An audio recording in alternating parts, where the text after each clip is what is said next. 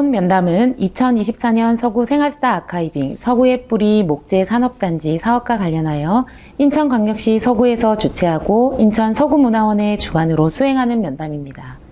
일시는 2024년 6월 20일 목요일 오후 2시이며 장소는 영도 목재입니다. 이번 구술자는 양종광 선생님이시며 면담자는 이승지입니다. 그럼 2차 면담을 시작하겠습니다. 반갑습니다, 선생님. 네, 반갑습니다. 네, 두 번째 면담 이어가겠습니다. 네. 강원도 인제에서 태어나셨고, 네. 이내 서울로 이사 오셨고, 그리고 1980년도에 이제 리바트에 취업하신 후에 1984년도에 인천으로 발령 나시면서 처음 인천에 오셨어요. 네. 맞나요? 선생님께서 이제 인천에 딱 왔을 때, 그때가 인천은 처음은 아니었을 거 아니에요, 그죠? 거의 처음이에요. 처음이요. 인천에 왔을 때 인천의 첫인상은 어땠나요? 인천 하면은 이제 항구 도시라 그래서 굉장히 들뜬 마음으로 또 서울에서 제일 가까운 항구 도시라서 항상 한번 가보고 싶은 곳이다 이렇게 생각했는데 막상 와보니까 항구보다는 도시 한가운데에서 근무를 하게 되다 보니까 어떤 면에서는 항구라는 이미지가 좀 생각했던 것보다는 좀 희석됐다 그럴까? 배와 바다를 보고 근무할 줄 알았는데. 네, 그렇죠. 약간 그런 차이는 있었습니다. 선생님께서 이제 근무하시던 부서 관리부에 처음 입사하셨는데, 첫 근무 부서에서 하던 업무는 어떤 거였어요? 격리회계 업무, 격리회계 자금을 담당했습니다. 자금, 격리, 회계 관련 업무를 보셨다고 말씀해 주셨는데, 뭐, 자세한 업무 내용이나 이런 것도 기억나시는 거 있으세요?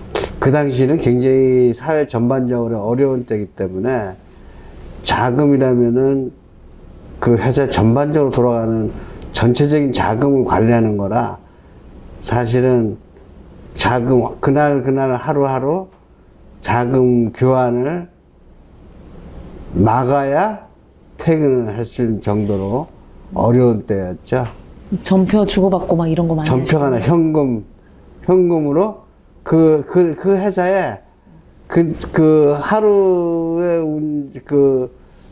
운영되는 자금을 수입과 지출을 맞춰줘야만 결산이 되는. 수입 지출 안 맞으면 이제 퇴근 못 하는 거죠. 부도지. 안 맞았던 적 있으세요? 안 맞으면 회사가 부도가 나는 거니까 맞을 수밖에 없으니까 맞을 때까지 일을 해야 되죠. 대출, 금융 차입을 일으켜야 된다 이거죠. 그런데 처음 신입사원한테 안 맡겼을 것 같은데 자금이라서. 그래도 뭐 사수와 같이 맞춰가면서. 네. 그럼 목재 관련 원자재 취급하셨으면 뭐 수출입 업무도 같이 담당하신 거예요? 아니, 수출입 업무 수입 쪽만 관련이 있었죠. 그러면 세금 관련이라든지 물품 대금 관련 업무를 보신 거예요? 수입 쪽에 대금 지불 관련 업무만 본 거죠. 그럼 대금 지급 관련해서 뭐 출장이라든지 아니면 외근이 있었나요? 외근 그런 건 전혀 없었고요. 각 부서에서 자금 청구가 오면은 집행하는 일만 처리를 한 거죠. 그럼 파견, 뭐 근무 이런 것도 없었겠네요. 그런 건 없었어요. 네. 그럼 만약에 출장이 생긴다 하면 뭐 어떤 출장이 있었어요? 그건 지점. 전국 큰 대도시에 지점들이 다 있기 때문에 지점 출장해서 회계감사. 예를 들면 어떤 도시에 있었어요? 부산, 뭐 울산, 목포. 다 항구가 있는 데네요? 네, 주로 항구 있고. 근데 대도시죠. 대구, 대전. 대구, 대전까지. 네. 선생님 주로 어디 자주 가셨어요? 제가 주로 제일 많이 가본 데는 부산, 마산, 대구, 그쪽으로 많이 갔죠. 경상도 쪽으로 많이 가셨어요. 경상도 쪽에. 거의 부산, 마산은 분위기 비슷할 것 같아요, 인천이랑. 그렇죠. 항구 도시이기도 하고. 항구 도시이고. 네. 왜냐하면 이 원목이라는 물품이 항구로 들어오니까. 항구랑 뗄래야 뗄 수 없는 그런 그렇죠. 자재다, 그죠? 그럼 당시 취급하던 제품들이 이제 다양하다고 하셨는데 네. 주로 이제 건설용 많이 하셨고 네. 그때는 이제 가구 회사였으니까는 네. 가구용 있으셨을 것 같고 네. 좀 차이가 좀 있었나요? 그거는 그 건설용하고 가구용하고는 동남아시아에서 들어오는 나무는 주로 가구용으로 주로 사용을 했고 미국이나 뉴질랜드 쪽에서 들어오는 나무는 건설용으로 주로 사용을 했어요. 용도 자체가 지역에 따라서. 그럼 첫 입사하셨을 때는 동남아랑 거래가 많았겠네요. 아니야. 그건 똑같이 동남아하고 미국 쪽 같이 병행을 했으니까. 혹시 나무 종류가 뭐 어떤 것들을 수입했는지 기억나세요? 그러니까 나왕 종류로 동남아에서 수입한 거죠. 동남아에서 나왕 종류 남양제를 주로 들어와서 가구를 많이 만들었고 미국이나 뉴질랜드 쪽에서는 주로 건축재 침엽수면서 건축재를 많이 생산을 했죠. 가구 회사나 목재에 오래 근무를 하셨으니까 이 나무들의 특징 같은 게 있나요? 나왕은 어떤 특징이 있는 거예요? 그 가구용은 옹이가 없죠.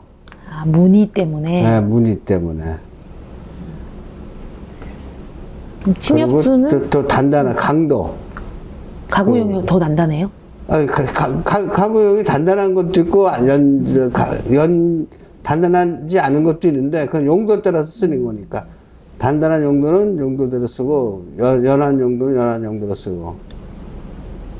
그러면 뭐 미주나 뉴질랜드에서 네. 수입한 침엽수는 어떤 특징이 있어요? 그건 침엽수는 주로 침엽수도 가구로 쓰지만 보편적으로 그 침엽수는 건축재 용도로 제일 많이 쓰고 제일 싼 나무가 침엽수예요.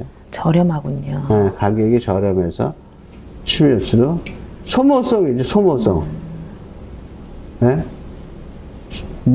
침엽수는 주로 소모성으로 일회용으로 쓰고 버리는 거로. 그럼 이런 수입을 종합 상사통에서도 많이 구입할 것 같은데 제 생각에 네. 직접 수입하신 거예요? 아니면 제가 직장 다닐 때는 직접 수입해서 중소기업에서 판매를 한 거고, 리바트에서 말씀하시죠? 리바트 다닐 때는 리바트에서 직접 수입을 해서 제조업체 판매를 했고, 제가 사업을 시작하고 나서는 제가 직접 수입을 해서 직접 생산을 한 거죠. 사업하실 때도 그렇고 리바트 다닐 때도 리바트에서 직접 수입한 거네요, 그죠? 그렇죠. 사업할 때는 직접 내가 한 거고. 아, 선생님께서 직접. 그럼 뭐 리바트에서 주재원으로 파견되시거나 그런 일들이 있으셨어요? 그건 따로 그걸 전담하는 직원이 따로 있어요. 주재원으로. 파견을 하긴 했네요, 그죠? 네, 했죠. 아유. 선생님이 가신 적은 없으시고 출장만 가셨고. 그때 당시 출장이면 어떻게 동남아로 가신 거예요? 아니면 미국으로 저는 가신 동남아로 갔어요. 동남아. 어느 나라 가신 거예요? 말레이시아, 네. 뉴질랜드. 뉴질랜드는 그래도 또 동남아랑 다르게 그죠? 근데 출장 가면은 업무 하느라고 이렇게 관광 같은 거 못 하셨어요? 아니면 관광은 거의 못 하죠. 출장 일만 보고 오는 거. 업무만 막 열심히 업무만 하고 보는 거니까. 오시는 거구나. 한 며칠 정도 가시는 거예요? 보통 한 일주일 정도. 7일 정도 가시고. 그때는 다 뭐 6일, 7일 이렇게 네. 일했을 때니까, 그죠? 그러면 상사를 통해서나 또는 그 중간에 판매자를 통해서 뭐 구입한다거나 그러지는 않은 거네요, 그죠? 일부 우리가 리바트에 근무할 때 직접 수입해서 판매하는 게 목적이었고. 아, 그걸로 수익을 창출하는 네. 게 목적이었네요. 그리고 내가 이제 회사를 그만두고 사업을 할 때는 직접 수입도 하고 일부 중간 수입상들을 통해서 사기도 하고. 아, 이제 제품을 만드셔야 되니까, 그렇죠? 두 가지를. 네. 비용 차이가 좀 많이 났을까요? 원가 차이가 나죠. 비용 차이가. 그래도 해보신 경험이 있으니까 사업할 때 그런 부분들이 많이 도움되셨겠다, 그죠? 네. 그럼 환율 사실 지금 이제 생각해보면 그때 이제 회사 다닐 때 IMF를 겪으셨고, 그죠? 아니, 사회 나와서 IMF 겪었어. 사업할 때. 아, 사업할 때 겪으셨구나. 네. 환율 변화에 따라서 이 지금 수입하는 거니까. 네. 그쵸. 리바트 같은 경우에도 수입해서 판매를 하니까 그 가격의 차이가 많이 날 거고. 많이 났죠. 그죠. 그리고 사업하실 때도 제품을 만들어야 되니까는 제품 가격의 변동에 많은 영향을 줬을 것 같은데, 그죠? 네. 환율에 따른 어떤 업무의 힘든 부분들이라든지. 사실은 네. 과거에는 수입 상사들이 전부 수입해서 중소 생산업체 판매를 했었는데 IMF 생긴 이래 큰 대형 수입상들이 다 사업을 포기했어요. 환차손 때문에, 환율 때문에. 네. 왜냐면 그래서 850원에 물건을 사와서 다 판매했는데 대금 결제를 1,600원 배로 1,600원 했으니까 50%를 자기 돈을 보태서 갚아야 되잖아요, 그죠? 갑자기 환율이 너무 두 배 터져. 막 이렇게 올라서. 그래서 수입상사들이 그 사업을 수입하는 사업을 다 손을 떼었어요. 사업 자체를. 네. 그래서 뭐 현대, 대우, 삼성 그런 큰 대형 회사들이 사업 자체를 포기했어요. 그러면 국내에서 물건을 만들어야 되는 회사들도 있을 텐데, 그럼 이 목재 가격이 많이 상승했겠는데요? 그렇죠. 네. 조그만 회사들이 수입을, 그러니까 조그만 회사들이 하려니까 양이 조금밖에 못 들어왔죠. 그럼 큰 회사들도 수입을 안 하고, 그쵸? 네. 그럼 작은 회사들은 또 단가가 안 맞아서 돈이 없으니까, 못 자본이. 만들고. 자본이 없어서. 네. 그럼 목재 산업이 많이 이렇게 기울었겠는데, 환율에 따라서? 그렇죠. 기울었다가. 그때 당시는. 와, IMF 때는. IMF 때는 그랬다, 그죠? IMF 때 사업을 잘 하셨다고 했는데, 그거 나중에 따로 여쭤볼게요. 그럼 외국에서 나무를 들어올 때 이렇게 이제 계약하는, 영업사원들과 계약하기도 하고, 뭐 바이어랑 바로 계약하기도 하는데, 물량이 만약에 100개 계약하면 딱 100개가 들어왔어요. 아니면 좀 뭐 여유롭게 들어왔다거나 모자르거나 넘치거나 이런 것도 있었어요. 거의 그 물량을 맞춰 들어와요. 아, 딱딱 여유 없이. 네. 아, 네. 그럼 그 체크는 세관에서 배에 하역할 때 딱딱 하는 거예요? 아니면 하역할 때. 하역할 때 네. 체크해서 맞다 이렇게 네. 해서 회사로 옮겨지는 거죠. 그래서 만약에 부족하면은 네. 크레임 처리하죠. 이렇게 하면. 근데 한참 걸리겠어요. 그렇죠. 기일이. 그 정리하는 데는. 네. 그럼 인천항에 딱 왔을 때 인천항에 나가서 작업을 하시거나 검수를 하시거나 이런 일들도 많았겠네요. 그렇죠. 네. 물건 들어올 때마다 검수를 나가니까. 그러면은 인천항에서 이렇게 수입한 나무를 옮기는 시설 같은 건 어떤 것들이 있어요? 중장비가 따로 있어요. 목재만 움직이는 중장비가 따로 있어서 그 장비를 이용해서 움직였죠. 그럼 배에 딱 선적돼 있는 나무를 처음에는 내려서. 크레인으로 내리나요? 네. 아, 크레인으로 내린 다음에 배에 부착된 크레인. 크레인으로 내리고 네. 그러면 이제 무슨 배 같은 데 실죠? 차에 실는 거예요? 11톤 트럭에. 그때 그 바닷길을 통해서 만약에 이렇게 끌어오는 옛날 그거는 거의 1900한 60, 70년대 때 얘기고 그 이유는 바다로 해서 끌어오는 거는 거의 없었어요. 그렇군요. 80년대 이후에는 없었고. 없었다. 그래도 60, 70년대에 그렇게 끌어왔던 모습이나 뭐 이런 것들이 기억나시나요? 알고 계신 그렇지. 사진으로 이거. 보셨거나 아니면 실제 봤죠. 딱 입사하셨을 때 보셨어요? 네, 봤죠. 그때 네. 80년도 입사하셨는데 그래도 78년도 입사니까 봤죠. 보셨구나. 그러면 조금 비교해 주실 수 있어요? 그러니까 쉽게 말하면 연못 같은 데다가 네. 연못 같은 데 나무가 쭉 뛰어났다고 보시면 되는데 네네.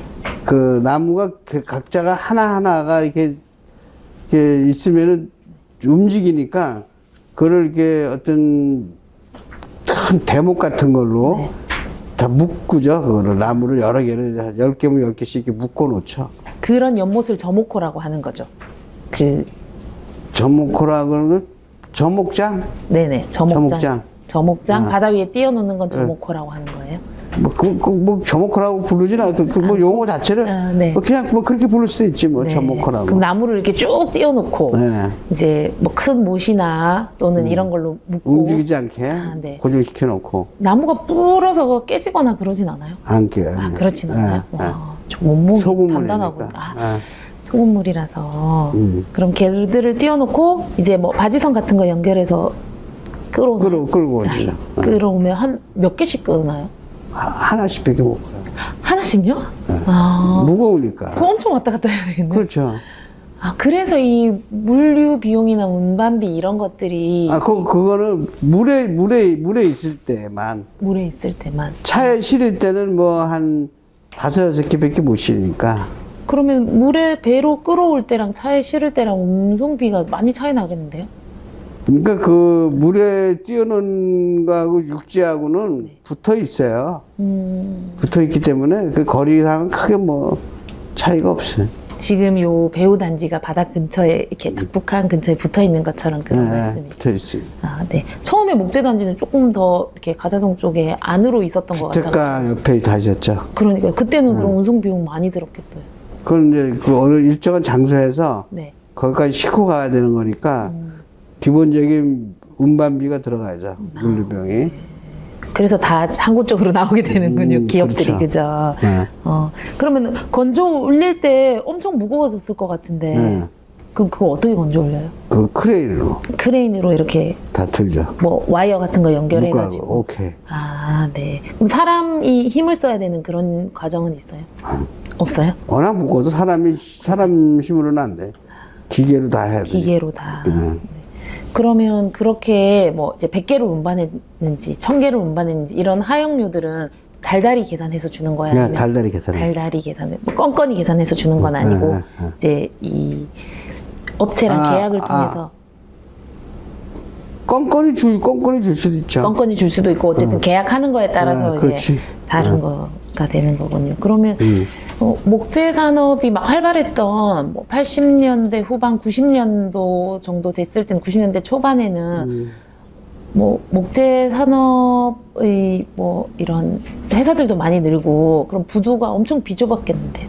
좁죠. 맞아요. 네. 그랬을 때 어떤 기억하시는 일들이나 또는 모습 같은 거 한번 얘기해 주세요. 그러니까 그때 당시는 부두 이제 일정한 이제 산업이 발달되면서 그 부두 외곽 부두 근처 사이드에 원목 저목장이 다 있었는데 그게 자꾸 그게 축소되니까 네. 부두에서 바로 싣고 가는 경우가 많았죠. 아, 쌓아놓을 공장으로. 수가 없으니까. 쌓아놓을 데가 없어서. 그러면 배에서 바로바로 이제 기다렸다가 가져가고 그렇죠. 이렇게 해야 되겠네요. 그래서 뭐 부두가 확장됐거나 정비했거나 새로운 기계 뭐 크레인을 더 늘렸거나 이런 상황들이 발생했나요? 그래서 그 바람에 이 북항이 부두가 생긴 게 원목 전용 부두라고 생긴 게 여기 북항이에요. 인천항에서 이제 네, 인천항에서 북항으로 바뀐 거가 원목하고 고철을 북항의 전용 부두가 생긴 거죠. 배에서 바로 내리면 차에 싣고 그냥 바로 회사까지 그렇죠. 가게 되겠네요. 네. 그러면 나무가 젖지는 않는 상황이라서 건조할 필요도 없는 거잖아요. 그죠? 그래도 나무는 바로 거기서 살아있는 나무를 실어온 것 때문에 나무 상태가 충분히 보유하고 있어요. 그러면 바다에 빠뜨리든 그냥 싣고 그거 오든 아니고. 건조를 하긴 해야 되네요. 네. 네. 그럼 이 건조하려면 회사에 싣고 와서도 회사에 어디 쌓아놔야 되잖아요. 그렇죠. 그죠? 음. 그러면 또 회사 마다에. 회사 마당에 음. 그러면 많이 수입했을 때랑 또 나무가 없을 때랑 완전히 다른 차이가 모습이겠네요. 많죠. 아, 네. 그럼 이 쌓아놨다가 리바트 같은 경우는 또 이 원목을 파는 작업을 하니까 큰 나무들이 엄청 들락날락 많이 했겠어요. 그렇죠. 그런 많이 했죠. 지점으로 또 다시 내보내는 작업들을 하는 거죠. 네. 실수요자 생산업자한테 나가는 거죠, 뭐.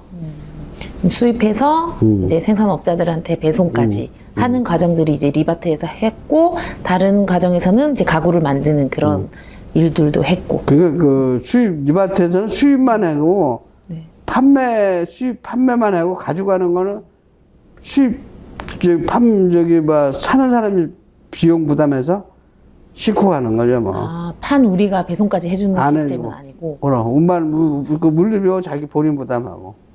그러면은 지점에서 구매할 때 이제 이 수입한 원목을 사는 사람들은 본인들이 와서 나무를 선택해요? 선택해요. 잘 좋은 선택해야 거. 되겠는데요? 그 모양이 예쁜 거 가져가라 그러지. 전문가가 와야 되겠는데요? 그렇지. 똑바로 아주 고든 거, 곱고, 굵고, 그런 걸 주로 골라가야 되니까. 그러면 그것을 선택하는 전문가들이 혹시 따로 있거나 그랬나요? 아니, 직원 중에서 이제 그 업을 주로 많이 오랫동안 한 사람이 주로 하죠. 선생님 잘 선택하시겠는데요? 아무래도 그런 면이 없지 않아 있죠. 네. 그러면 이제 그 직원들이 만약에 왔을 때 좋은 나무 사오면 되게 칭찬받겠어요. 그렇지. 그죠?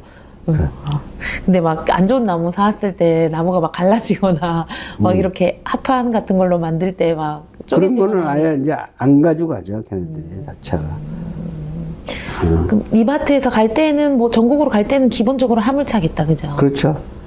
큰 대형 지금도 화물차. 그래서 여기에 대형 화물차들 엄청 많이 다니는군요. 네. 그럼 현장에서 그럼 나는 5개 사러 왔는데 이번에 수입된 나무가 너무 좋은 거예요. 그래서 뭐 10개, 20개 이렇게도 사갈 수 있는 거예요. 그렇죠. 네. 그럼 수입할 때 좀 넉넉하게 수입해야 되겠는데요? 그러니까 그 사람들도 들어오는 시간이 뭐 보름에서 한 달 걸리니까 내가 지금 못 사면 한 달 있다 사야 되는 거죠? 그러니까 좋은 거 있을 때 많이 사놓는 거지, 자기. 어디든 간에, 리바트가 됐든, 사용하는 사람이 됐든, 자기 공장에다 쌓아놓고 생산을 해야 되니까. 리바트는 수입할 때 일단 대금을 치르진 않을 거 아니에요, 그죠? 100개 사겠다라는 계약만 쓰고 오는 거잖아요. 아니, 선적하면 바로 대금 지불하는 거죠. 선적이 딱 되는 순간에 대금 세를 지불. 내고 하니까. 그럼 팔 때는 어떻게 해요? 한국에 들어와서 팔 때는 현금 받고 파는 거죠. 10개 사겠다라고 하면 외상으로도 이제 주고. 외상으로도 주고. 외상 거래가 많았어요? 아니면 바로 외상 거래가 많았지. 이랬을 때 진짜 저기 목재 산업이 막 활성화될 때는 크게 문제가 없는데 IMF가 갑자기 이제 터지거나 외환 위기가 오거나 이랬을 때는 이렇게 회사에 회수되지 않는 자금들이 부실채권 네, 많았죠. 많았을 것 같아요. 무진장 많았죠. 무진장. 네. 사업하실 때였을 거 아니에요, 그죠? 사업할 때도 그렇고 네. 그런 IMF 때 부실채권이 많이 생겨서 네. 이 사업이 판도가 바뀌어 버렸어요.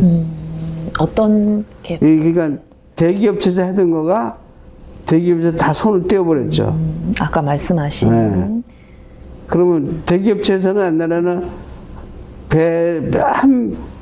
한 배를 대기업체 한 사람이 수입했는데 대기업체에서 수입을 안 하니까 조그만 대기업체에서 하던 사람들이 여러 사람, 10사람이 모아서 한 배를 만들어야 돼, 물량을. 그죠? A, B, C, D, E 네. 중소기업이 같이 모아가지고 모아서 한 배를 사야지. 물량을 사서 한 배에다가 싣고 오는 거지. 한 배. 그럼 대기업이 한꺼번에 할 때랑 또 서로 같이 할 때랑은 조금 업무 절차의 차이가 있을 것 같긴 한데 대기업 할 때가 편했죠. 한꺼번에 가격도 그냥 그렇고. 여기 와서 그냥 딱딱 선택해가지고 사가는 사업하기 더 어려워졌긴 했겠다. 그렇죠. 네. 그럼 수요 공급이 일정하지 않았고. 수요와 공급이 일정하지 않았다. 중소기업체 하니까. 네.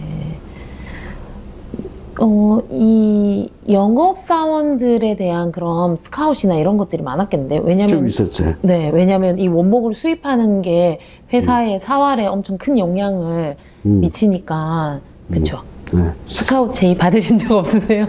근데 뭐 그런 적은 있지만, 굳이 뭐 그렇게까지 하고 싶으냐. 의리를 지키면서 의리를 근무하셨구나. 그때 근무복 있다고 하셨는데, 네. 그럼 뭐 동복, 하복 이렇게 두 종류 있는 거예요? 회사 다니실 때. 그렇죠. 네. 근무복 있었고, 뭐, 다르지는 않았다고 하셨고, 남자는 그냥 상의만 입고 있었고, 이제 상하이 여직원들 입고 있다고 했는데, 그럼 외투나 뭐 이런 거는 이제 각자 챙겨서 알아서. 입고 오는 거죠. 네. 그럼 부서별로도 차이가 없다고 없어요. 1차 때 말씀은 하셨고, 그럼 이 목재가 큰 게 이제 왔다 갔다 하니까, 보통 제가 다른 회사에 근무할 때 보니까 안전화, 안전모, 이런 것들을 엄청 중요하게 생각하더라고요. 리바트 근무하는 시절에도 그랬을 것 같아요. 그렇죠. 안전모, 위험 품목을 취급하는 사람들은 안전모나 안전화를 줬지만, 사무직은 안 줬지. 저는 그 다 사무를 주는 볼 건 때도 막 안전화를 회사에서 무조건 신으라고 그러더라고요. 근데 우리는 그렇지 않았어. 그렇지는 않았고, 뭐 장갑이나 이런 것들은 사실 사무직이나 영업사원들은 크게 필요는 필요 없었겠다, 없죠. 그죠? 네. 그럼 17년 동안 이제 리바트에서 근무를 하셨는데, 이 리바트에 근무하면서 지난번에 좋은 사수를 만나서 업무를 잘 배웠다라고 말씀은 하셨지만, 기억에 남는 동료가 있을까요? 있죠. 수입하던 동료. 그분은 수입을 전담한 동료. 한국 사람이죠. 네, 나는 판매를 전담했던 사람이니까.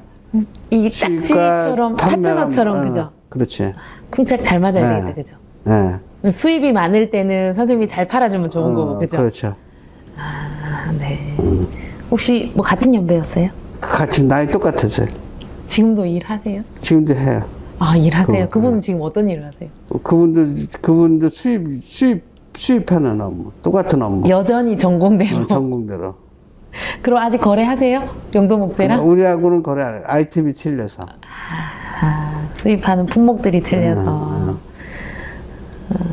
그러면은 이 인천항에서는 사실 딱 목재만 하는 건 아니잖아요. 고철도 했고, 뭐 원목도 했고. 아니, 인천항은 여러 산업이 공존하는 거기 때문에 우리는 목재 쪽을 주로 취급한 거고, 딴 사업들은 고철 같은 건 들어왔죠. 고철이든, 주로 자파든. 뭐. 자파 같은 것도 있고. 그런데 북항으로 옮기면서는 그럼 북항은 완전히 목재만 하는 거예요? 목재하고 고철. 자파. 자파는 뭐 어떤 거 혹시 보셨어요? 여러 가지 뭐 일정한 게 아니고 그냥 뭐 좀 여러 가지 품목을 짬뽕한 거죠. 초창기에 그러면 이 북성동의 목재 단지의 생산품이 주로 이제 어상자 이런 것들을 만드셨다고 했는데, 이 어상자나 뭐 포장상자 또는 성냥 이런 것들은 뭐 관련 회사들, 큰 회사들 좀 있었나요? 우리가 알만한. 썬퍼니처, 북성동이라 그러니까. 네네. 또 한양 가구, 한양 가구는 들어본 것 같아요. 예. 또 썬퍼니처 그런 종류 있었죠. 그 당시에 성냥 공장 많을 때는 아니다, 그죠? 예. 선생님이 계실 때는, 그죠? 그러면 어상자나 포장상자들 되게 많이 생산했겠네요. 성냥 공장이라는 거는 인천에 나무가 많이 들어왔다 그래서 어차피 성냥 공장은 나무로 만드니까 인천에 성냥 공장이라는 얘기가 나왔지만, 네.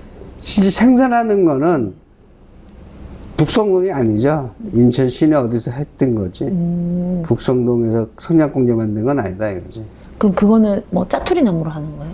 주로 짜투리로 제일 가느니까 짜투리 나무를 한다고도 볼 수 있는데, 제일 싼 짜투리 한다고 보는 게 낫죠 뭐. 원가면에서. 이렇게 자른 합판들 만들고 나서, 목재 하고 나서. 목재를 만들고 나서 이제 짜투리 나무로 하는 경우들도 많고, 뭐 물량이 많으면 그냥 나무들도 하겠다. 그렇죠. 그죠? 오케이. 네. 그럼 제가 이제 이렇게 다니다 보면 서구의 목재단지 하면 사실 동아기업 이야기 많이 하거든요. 동아기업에 대한 기억이 있으세요? 동아기업이라는 회사가 네. 제재를 이렇게 오래 크게, 지금 우리처럼 제재를 오래 크게 한 회사가 아니고, MDF라고 있어요. 네네. 파티클 보드. 그거를 주로 생산을 많이 한 회사지, 근데 동아기업 공장에 제재 공장들이 15개가 쫙 밀집돼 있었어요. 그래서 우리가 일반 사람들이 동아기업의 제재 공장 라인 이렇게 얘기하는 거죠. 실제 동아기업의 제재 라인을 운영한 건 아니고. 그럼 동아기업 앞에 있었던 15개의 제재소는 동아기업에 납품하기 위해서 있었던 거예요? 아니면 그냥 일반 납품. 일반 뭐 동아기업이 아니더라도 본인들의 그냥 제재소를 운영했을 뿐이었다는 거죠? 그렇죠. 아, 네. 그래서 이제 그 제재소들 때문에 이렇게 저목장이나 뭐 저목고 이런 데서 나무들이 계속 그 앞으로 가게 된 거거든요. 사람들이 봤을 때는 저기가 큰 회사가 있으니까 저 회사에서 저 원목들을 다 쓰는 것처럼 보인 거였겠네요. 그래서 그때 당시에 네. 동아기업 15개 공장 앞이 호수였어. 바다를 이렇게 막아놓은 호수여서 네. 그 앞에 나무를 다 띄워놨어요. 그게 뭐 인천 앞바다에 뭐 아무데나 나무 띄워놓은 데가 아니고 그 15개 제주소가 밀집되어 있는데 그 앞에가 호수였기 때문에 거기다 나무를 다 띄워놓은 거야. 아, 그렇군요. 그러면 그건 동아기업에서 띄워놓은 건 아니네요. 아니, 15개 업체 중에. 그럼 그 업체들이 이제 앞에다 문 앞에 띄워놔갖고 필요한 거 골라서 빼다가 쓰는 거지. 판매도 하고. 그렇군요. 그럼 78년도. 지난번에 들으니까는 그 띄워놓은 목재들 이렇게 선생님도 이거 이렇게 그래서 샀어. 그리고 그 위로도 이렇게 뛰어다니시는 거예요? 네, 띄우고 78년도에. 딱 신입사원 때 네. 현장에서부터 그런 걸 배우셨겠네요? 네, 78년도. 네. 그리고 좀 위험해 보일 것 같은데. 위험하지. 그렇죠. 나무가 이렇게 움직이니까 이게 나무 자체가 동그라니까 올라타도 나무가 이렇게 돌잖아요. 근데 돌지 못하게 이렇게 묶어놔요. 나무 끈을 아바로 묶어놓지. 그래도 뭐 잘 안 묶여가지고 돌아가는 나무. 돌아가면서. 그리고 빠져서 죽는 사람도 있어요. 빠지신 적 있으세요? 안 빠졌지. 빠지면 큰일 나지. 빠진 사람 많아요. 빠지면 사고가 나는 거예요? 그래, 빠지면 못 올라오지. 사고 보신 적 있으세요? 아니, 그건 없어. 그건 없으시고 이제 이야기로만 이야기만. 저목고에서 이제 사고가 났다더라. 그렇죠. 근데 그때는 사실 그렇게 뭐 사고가 나도 뭐 어쩔 도리가 없었겠어요. 그래. 지금처럼 막 산재나 이런 그런 거 것들이. 없으니까. 그렇죠. 그렇군요. 그러면 이제 이 회사 생활에서 용도 목재를 한번 넘어가 볼게요.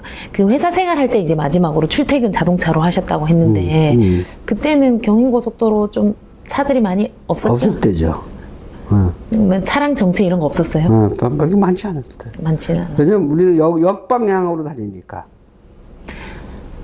우리는 아침에는 이쪽으로 오고 저녁엔 거꾸로 올라가고. 근데 지금은 퇴근할 때 엄청 많이 바뀌었는데. 그러니까 서울 출근할 때는 인천에서 서울 출근한 사람이 많고 퇴근할 때는 또 서울에서 인천 내려온 사람이 많으니까 우리 역방향으로 다니니까 아무튼 교통이 좀 낫지. 지금은 퇴근하는 사람들이 훨씬 더 많더라고요. 그래서 퇴근 시간에 엄청 차가 많이 차량 정체가 많더라고요. 근데 살짝 그런 것들도 이제 변화된 모습이다, 그죠? 네, 그러면 이 용도 목재 창업할 당시에는 이제 부서 이동 때문에 그쵸? 여기로 갈 바에야 내가 나의 전공을 살려서 회사를 만들겠다. 해서 지방 전출. 인사이동이. 네. 그래서 용도 목재를 이제 딱 설립하셨는데 그때는 뭐 따로 딱 부서를 만들거나 이런 것들이 있었어요? 아니면 그냥 이 가족처럼 한 부서 너도 나도 이 일 저 일 다 맡아가면서 했던 시스템? 부서 다 쪼개져 있었지. 회사를 설립할 때부터 부서를 만드셨어요? 우리의 용도 목재가 용도 목재를 딱 설립할 때부터 딱 몇 개, 한 부서, 한 두세 개 부서로 나눠졌죠. 예를 들면 영업하는 부서, 영업하는 부서, 관리 부서. 관리부 딱 두 개로. 일단은 핵심 부서 두 개가 필요했다, 그죠? 그러면은 뭐 무역 사업부라든지 뭐 수출입 담당하는 거 이런 거는 관리부에서 했나요? 관리부서 했죠.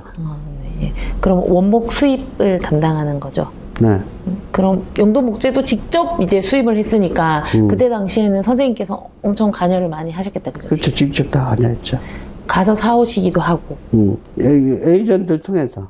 에이전트 통해서 사오시고 직접 가시기도 하셨다고. 출장 가는 거고. 그건 리바트에 있을 때 말고 용도 목재에 있을 때도. 네. 근데 에이전트한테 사면 그분들이 다량으로 거래를 하기 때문에 뭐 출장 가는 거랑 금액이 비슷한가요? 어떤가요? 똑같아요. 비슷해요? 네. 그러면은 주로 어떤 종류, 이제 영도 목재 시절에는 어떤 종류의 수종을 수입하신 거예요? 침엽수. 아까 저렴한 침엽수. 네, 제일 저렴한 거니까 침엽수인데, 네. 뉴질랜드하고 네. 미국 쪽에서. 미국 쪽에서 수입하셨고, 그럼 이거는 다 에이전트 통해서 이제 수입하시는 거고, 그죠? 그렇죠. 침엽수를 수입한 이유는 일단은 가격 대비 효율성, 네. 가격과 용도. 네. 뭐를 만드는 거예요, 그러면? 건축재하고 포장재. 침엽수랑 포장재를 만드는 거고요. 그럼 뭐 선생님께서 직접 출장 가시고 에이전트 하니까 뭐 이제 영도 목재에서는 뭐 주재원을 파견하거나 뭐 그런 일은 일은 없었어요. 없었겠네요, 그죠? 네. 그러면은 나무 단가의 차이가 뭐 어느 나라 그때는 동남아가 좀 저렴할 때였나요? 아니면 뉴질랜드나 그러니까 미국이 동남아가 훨씬 저렴하다고 그런 게 아니라 네. 그 나무의 용도에 따라서 사용 용도에 따라서 나무 가격이 결정되는 거기 때문에 네. 침엽수는 거의 뭐 그 그 동남아든 아니든 간에 그 회사별로 약간의 가격 차이는 있을 뿐이지 네. 용도에 따라 가격이 틀린 거야. 용도 수종과 용도에 따라서. 그러면 한 얼마나 수입하는 거예요? 한 번 수입할 때? 지금 기준으로 보면 한 5,000입방 보시면 5,000입방. 5천 입방. 예. 지금 기준으로? 지금. 그때 그럼 딱 설립했을 때는? 설립했을 때는 한 1,500? 1,500. 네. 뭐, 그러면 엄청 3배, 4배 커진 거네요, 커졌죠. 회사가요? 네. 네. 그럼 이 만드는 종류들이 제가 그 회사의 뭐 홈페이지 이런 데 가서 보니까 뭐 노출 콘크리트 송판 이런 것도 있고, 그 다음에 뭐 다루기, 그리고 토류판 이런 것들이 있는데 사실 이제 일반인 제가 볼 때는 이게 무슨 말인지 하나도 모르겠더라고요. 모르죠. 그래서 각각 이제 만드는 제품이나 아니면은 품목들에 대한 설명을 좀 해주실 수 있어요? 그러니까 다루기, 크게는 그 다루기 내장재가 있고, 내장재. 건축 내장재. 내장재. 건축. 네. 건축 내장재는 주로 그 아파트를 짓게 되면 천장에 들어가는 나무를 천장 안에 네. 들어간 나무를 내장재라고 얘기를 하고, 다루기라는 거는 그 아파트를 지을 때 벽체를 만들 때 벽체 콘크리트 치기 위해서 벽체 만들 때 쓰는 걸 다루기라 그래요. 그리고 산승각이라고 또 있는데, 산승각은 기둥을 세우는, 공구를 치는데 기둥 세우는 걸 산승각이라 그러고, 토르파는 네. 아파트를 지려면 일정한 공간에 땅을 파는데 땅이 무너질까봐 땅을 무너지지 말라고 옆에 나무로 채워서 벽을 만드는 거를 토르판이라는 거예요. 그러면은 SPF? 소프트우드 판넬 뭐 이런 것들. 소프트우드. 판넬인 거죠, 송판 같은. 그러면 노출 콘크리트용 송판은 바깥 외장재인 거죠. 바깥 외장재. 밖에 이렇게 붙이는 거. 사진 보니까 이렇게 좀 나무로 지어진 집처럼 그렇게 보이더라고요. 그럼 이런 거는 사실 납품했을 때 지나가다가 우리가 납품해서 지어진 건물이야 이런 것들이 있을 것 같아요. 그렇죠. 유명한 건물들이 있어요. 그 이제 서울 저 강남 같은 데 가면은 개인 건축물, 병원, 또 박물관 뭐 이런 거는 그런 노출 콘크리트 송판으로 작업을 많이 하죠. 박물관 같은 거 이런 거 지어놓으면 되게 예쁘겠어요. 그렇죠. 성당 같은데. 네. 예전에 방부 목재도 하셨는데, 그쵸. 지금은 이제 거의 안 해보고 있어요. 안 하시고. 근데 약간 침엽수로 하는 이 건축자재랑 방부 목재랑은 좀 다를 것 같아요. 그걸 방부 목재는 네. 침엽수를 네. 오래 보존하려고 약품 처리한 걸 방부목이라 그래. 그러면 썩지 어떤 말라고. 약품 처리 같은 걸 해야 되니까. 하는 게 방부목이다. 그럼 지금은 일단은 원목을 수입해서 그냥 이 제재한 다음에 여러 가지 이제 용도에 맞게끔 판매하시는 그런 것만 하시는 네. 거네요. 그래서 이제 우리가 공원 같은데 산책하려 그러면은 공원 우리 저 청라 우리 호수공원 보면은 주변에 나무가 들어간 게 있어요. 그거를 오랫동안 그 난간이나 그 탁자나 이런 거를 썩지 말아야 되니까 그 약품 처리한 거를 방부 목재라 그러는 거예요. 그렇군요. 약품 처리한 거. 그럼 이 방부목재 말고 침엽수도 쓰고 그 노출용 콘크리트 송판 같은 경우는 사실 침엽수로는 가능한 거예요? 침엽수로도 쓸 수 있어요. 있고 뭐 특별하게 다시 다르게 사용되는 뭐 가공하는 나무들 게 종류가 있어요. 네. 가공은 노출 콘크리트 송판으로 쓰는 거죠. 가공 자체 다른 방법으로 해서. 아, 방법을 다르게 가공을 해서 이걸로 사용하는 거네요. 아, 그렇군요. 그러면 지금 용도 목재의 딱 주력 제품이다 하면 이것 중에 뭐 대표할 수 있는 것들이 있나요? 그냥 가설재라고 보시고 건축용 가설재다. 건축용 가설재. 알겠습니다. 그러면 요거 조금 힘드시니까 잠깐 쉬었다가 또 이어서 하도록 하겠습니다. 네, 잠시만 쉬었다가 가겠습니다. 네, 그럼 양종광 선생님 2차 면담 이어서 하겠습니다. 네, 용도 목재에 대해서 계속 이야기하고 있었는데 이제 그 납품을 뭐 회사에도 하고, 그쵸? 민간 기업에도 하고, 뭐 입찰을 통해서 국가기관에도 하시는 거죠. 예. 어떤 게 더 거래하기 좋으세요? 입찰해서 납품하는 거가 제일 아무래도 편하죠. 아, 그렇군요. 근데 입찰이 요즘 막 전자 입찰이기도 하고 되기가 쉽지도 않고 그렇죠. 예전처럼 막 딱딱 평가를 매겨서 하는 것도 아니고 이렇게 제비뽑기처럼 랜덤으로 돌리기도 하고 그러더라고요. 근데 이제 건설회사 우리 같은 아이템의 입찰은 네. 거의 없다고 봐요. 아, 그렇군. 많이 없군요. 입찰은 그냥 견적 대비해서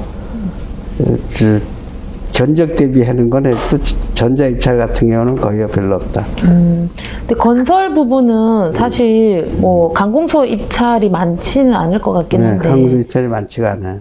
주로 이제 뭐 군대나 뭐 학교 관공서 짓는데 근데 이런 데들도 사실 건설사가 먼저 입찰하고 건설사에서 자재를 사가기도 하겠어요. 그렇죠? 네. 네. 이렇게 그냥 한 번에 입찰 봐서 납품하는 게 이렇게 많지가 않다. 네, 그런 게 많으면 좋은데 그죠? 그러면 뭐 영업도 안 해도 되고 그쵸?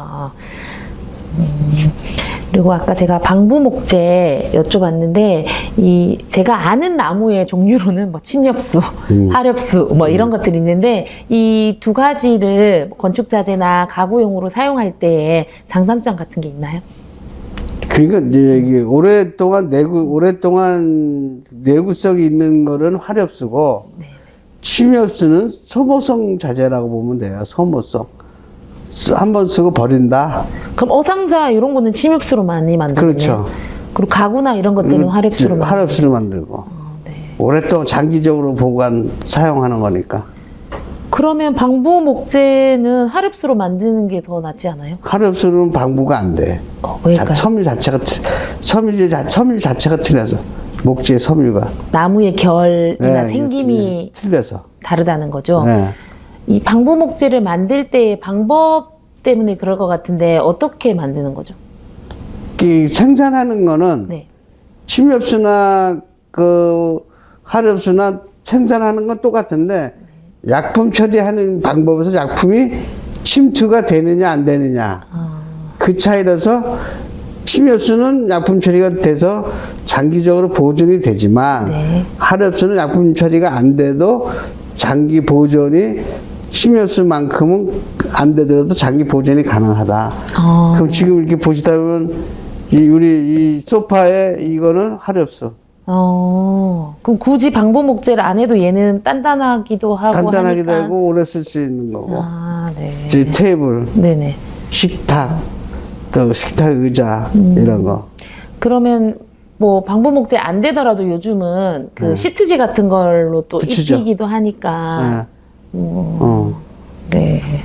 그럼 이 방부목을 만들 때는 뭐 약품에 담그나요? 아니면 아니. 칠하나요? 찐다 그럴까? 가압. 아, 압력을 쪄서. 넣어갖고 탱크에 집어넣어서 압력으로 네. 찐다 그럴까? 가압. 네네. 아, 네. 가압식으로. 음. 그렇군요. 그러면 이 방부목재 말고 이제 이런 포장재 같은 것들은 어떻게 만드는 거예요? 그냥 우리 일반 제일 편하게 생산하는 걸 포장재라고 보면 돼요. 일차 포장재도 상품. 직접 생산하시는 거예요? 네. 어떤 나무가 쓰이는 거예요? 침엽수로. 침엽수 중에서도 뭐 어떤 종류가 있는지.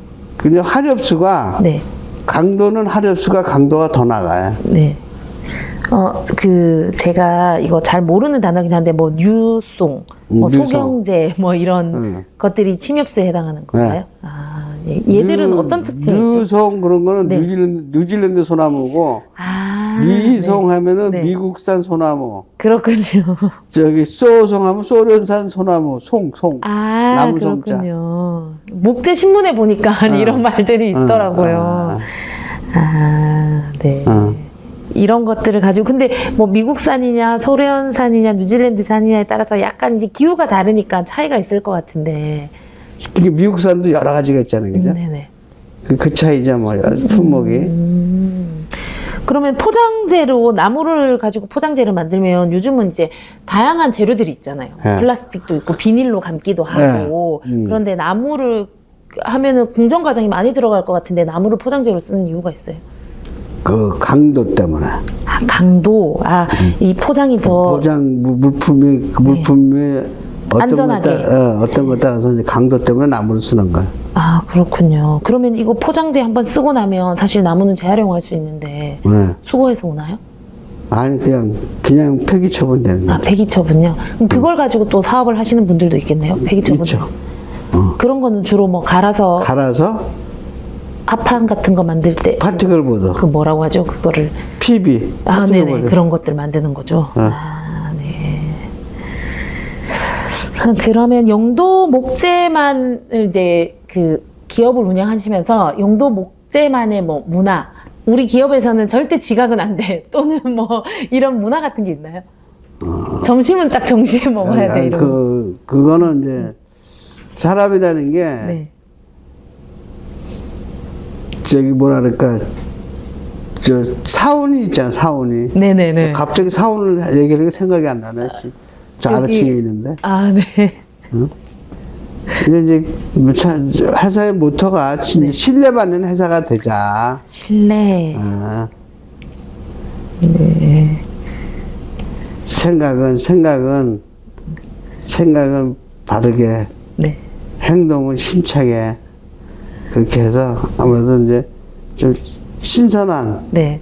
어떤 젊은 사람들의 어떤 이미지를 심어주려고 그렇게 이제 차원을 그렇게 줬죠. 깜짝 놀랐어요. 올 때 1층에 젊은 직원분들이 꽤 있으시더라고요. 네. 그러면, 1차 면담 때 이제 IMF 때 용도 목재는 크게 힘들지 않았다. 그때 수익을 조금 많이 본 편이다. 이렇게 말씀을 하시긴 했는데, 뭐, 탄탄하게 이제 기업을 운영해 오셔서 그런 부분들도 있을 것 같기도 한데, 비교적 회사가 어렵지 않게 잘 이겨낼 수 있었던 이유나 노하우 같은 게 있나요? 자금을 비축을, 그 당시는 IMF가 생기기 전에는 사실은 제 공장이 자가 공장이 아니고 임대 공장이었어요. 그래서 이제 자가 공장을 마련하는 게 꿈이었죠. 그러니까 자가 공장을 마련하기 위해서는 자금 비축을 많이 해야 되잖아요. 그래서 예금을 많이 비축을 했는데 IMF가 터지니까 그 돈을 재하려고 재투자를 많이 한 거죠. 현금이 많았으니까. 그러면 자금 비축을 뭐 달러로 하신 거예요? 아니, 하나로. 하나로 하신 건데도 현금 비축이 많이 있으니까. 현금 흐름이 끊기지 않으니까. 그럼 처음에 500평 임대해서 시작하셨고, 언제 이 사업을, 공장을 지으신 거죠? 14년도. 아, 그럼 그때 바로 지으신 건 아니네요. 그죠? 그렇죠. 97년도가 IMF니까. 그러면 차곡차곡 그 이제 부지를 매입하고 공장을 지을 돈을 이제 따박따박 저금을 해놓으신 거죠. 네, IMF 빵 터지니까 그 돈 갖고 물건을 그 당시에 현금 안에 못 샀으니까 그러니까 현금 갖고 물건을 싸게 사서 그 판매하는 금액은 제값을 많이 받았으니까 이익이 많아 창출이 많이 됐죠. 사실 현금이 없는 회사나 뭐 이 현금 유동성이 없으면 물건을 사오지는 못하니까 그죠. 근데 구매하려는 회사들은 뭐 IMF라도 계속 있었을 거 아니에요, 그죠? 아, 네. 근데 그 당시에 네. 우리는 직접 구매를 아까는 뭐 에이전트 통해서 직접 구매하고 상사 통해서 구매하고 한다 그랬죠. 네. 만약 직접 구매하거나 상사 통해서 했으면은 IMF 때 타격을 심하게 받죠. 왜냐하면 환율 때문에 850원짜리가 1,700원 됐으면 더블 올랐으니까. 근데 그때 우리가 할 때 당시는 IMF 때는 수입을 직접 안 했거든. 네. 그냥 사서 샀거든. 사서 국내 구매해서 이거 환율의 영향을 안 받았지. 그렇군요. 예. 그 바람에 이제 그 좀 남딴보다 덕을 본 거죠. 제가 그 회사에 대해서 이렇게 딱 검색해 보니까 영도목재가 최초로 ISO 9002 인증을 받았다 이런 멘트들이 나오더라고요. 이건 어떻게 받는 거예요? 그건 뭐냐면 회사 전반적인 저기 어떤 제품의 생산서부터 출고까지 또 행정처리, 사무 행정처리를 표준화해서 체계를 해놓은 거를 ISO 인증이라 그래요. 회사가 시스템화되어 네. 있는 것에 대한 인증을 받는 거. 그렇지. 제품과 회사 행정 사무 처리를. 와, 네. 그러면 낙엽송 송판이나 영도목재에서 사용하는 뭐 더글러스퍼 수종 뭐 이런 것들의 차이는 있는 거예요? 낙엽송은 주로 우리 국내에서 생산되는 이제 수정인데 낙엽송이 그 나무의 특성상 좀 이렇게 좀 강하다 그럴까? 단단함이 네. 더 센 세다. 근데 다그라스는 단단함이 좀 낙엽송도 작다, 덜하다. 그런데 무늬는 나무의 그 낙엽송이나 다그라스퍼는 그 무늬를 보고 우리가 송판을 만드는 거거든. 송판을. 그럼 제재를 했을 때 무늬가 나무 무늬가 나오잖아요. 예쁘게 나오는 예. 거예요. 그래서 그 무늬가 낙엽송하고 다그라스가 그 무늬가 예쁘게 나와서 그걸로 송판을 만드는 거예요. 아, 그럼 단단하기는 낙엽성이 훨씬 더 단단하지만 그렇지. 만들었을 때는 훨씬 더 이제 미관적으로 네, 예쁜 거가 더글러스 수종이 되는 거네요. 약간 부드럽고. 요즘은 이게 나무도 이렇게 디자인 같은 걸 하니까 약간 휘기도 하고 뭐 이렇게 만들기가 조금 수월하긴 해야 되겠다, 그죠? 그렇죠. 이렇게 급세 단단한다고 해서 뭐 다 좋은 건 아니, 아니에요. 부러지거나 뭐 오히려 그러니까 뒤틀리거나. 뒤틀릴 수도 있고요. 뒤틀리면 또 이렇게 안 좋죠. 회복되는 이런 게 없을 수도 있어요. 회복이 안 되니까. 네. 그럼 2016년도에 용도목재는 그 목재 산업 시술의 현대화 사업 네, 현대사. 선정되기도 했다고 하는데 아까 인증받은 거랑 다르게 또 이 현대화 사업은 또 다른 거예요? 현대사가 뭐냐면 각 제조업에 기계 시설을 현대화 해주는 거. 아, 사람이 하는 거 말고 기계화한 시스템을 만드는 것에 대한 선정이네요. 네, 현대화 사업으로. 이 2016년 이전에, 그러니까 1900년대까지는 사람이 만들고 뭐 나무를 켜고 이런 것들이 많았겠다, 그죠? 네. 그럼 이거를 이제 점점점 기계화하는 거죠. 자동화. 했을 때는 편리하기는 하고, 그죠? 그리고 또 사람이 했을 때보다 불량품 이런 게 적게 나오고 생산성이 올라가고. 생산성이 올라가고. 그러면은 저기 한꺼번에 이제 사람이 만드는 것보다 이렇게 이 만들어내는 물건이 많아지죠. 근데 그거는 생산성이 올라가고 자동화 된다는 거는 또 인력 수급이 안 되기 때문에 또 그렇게 그것도 가는 거예요. 사람 구하기가 힘드니까. 네, 힘들어서. 그래서 처음에는 뭐 1,500 아까 단위가 네, 입방에서 지금은 뭐 5,000까지도 이 기계화 때문에 훨씬 거죠. 올릴 수 있는 자동화되고. 가능성. 아, 네.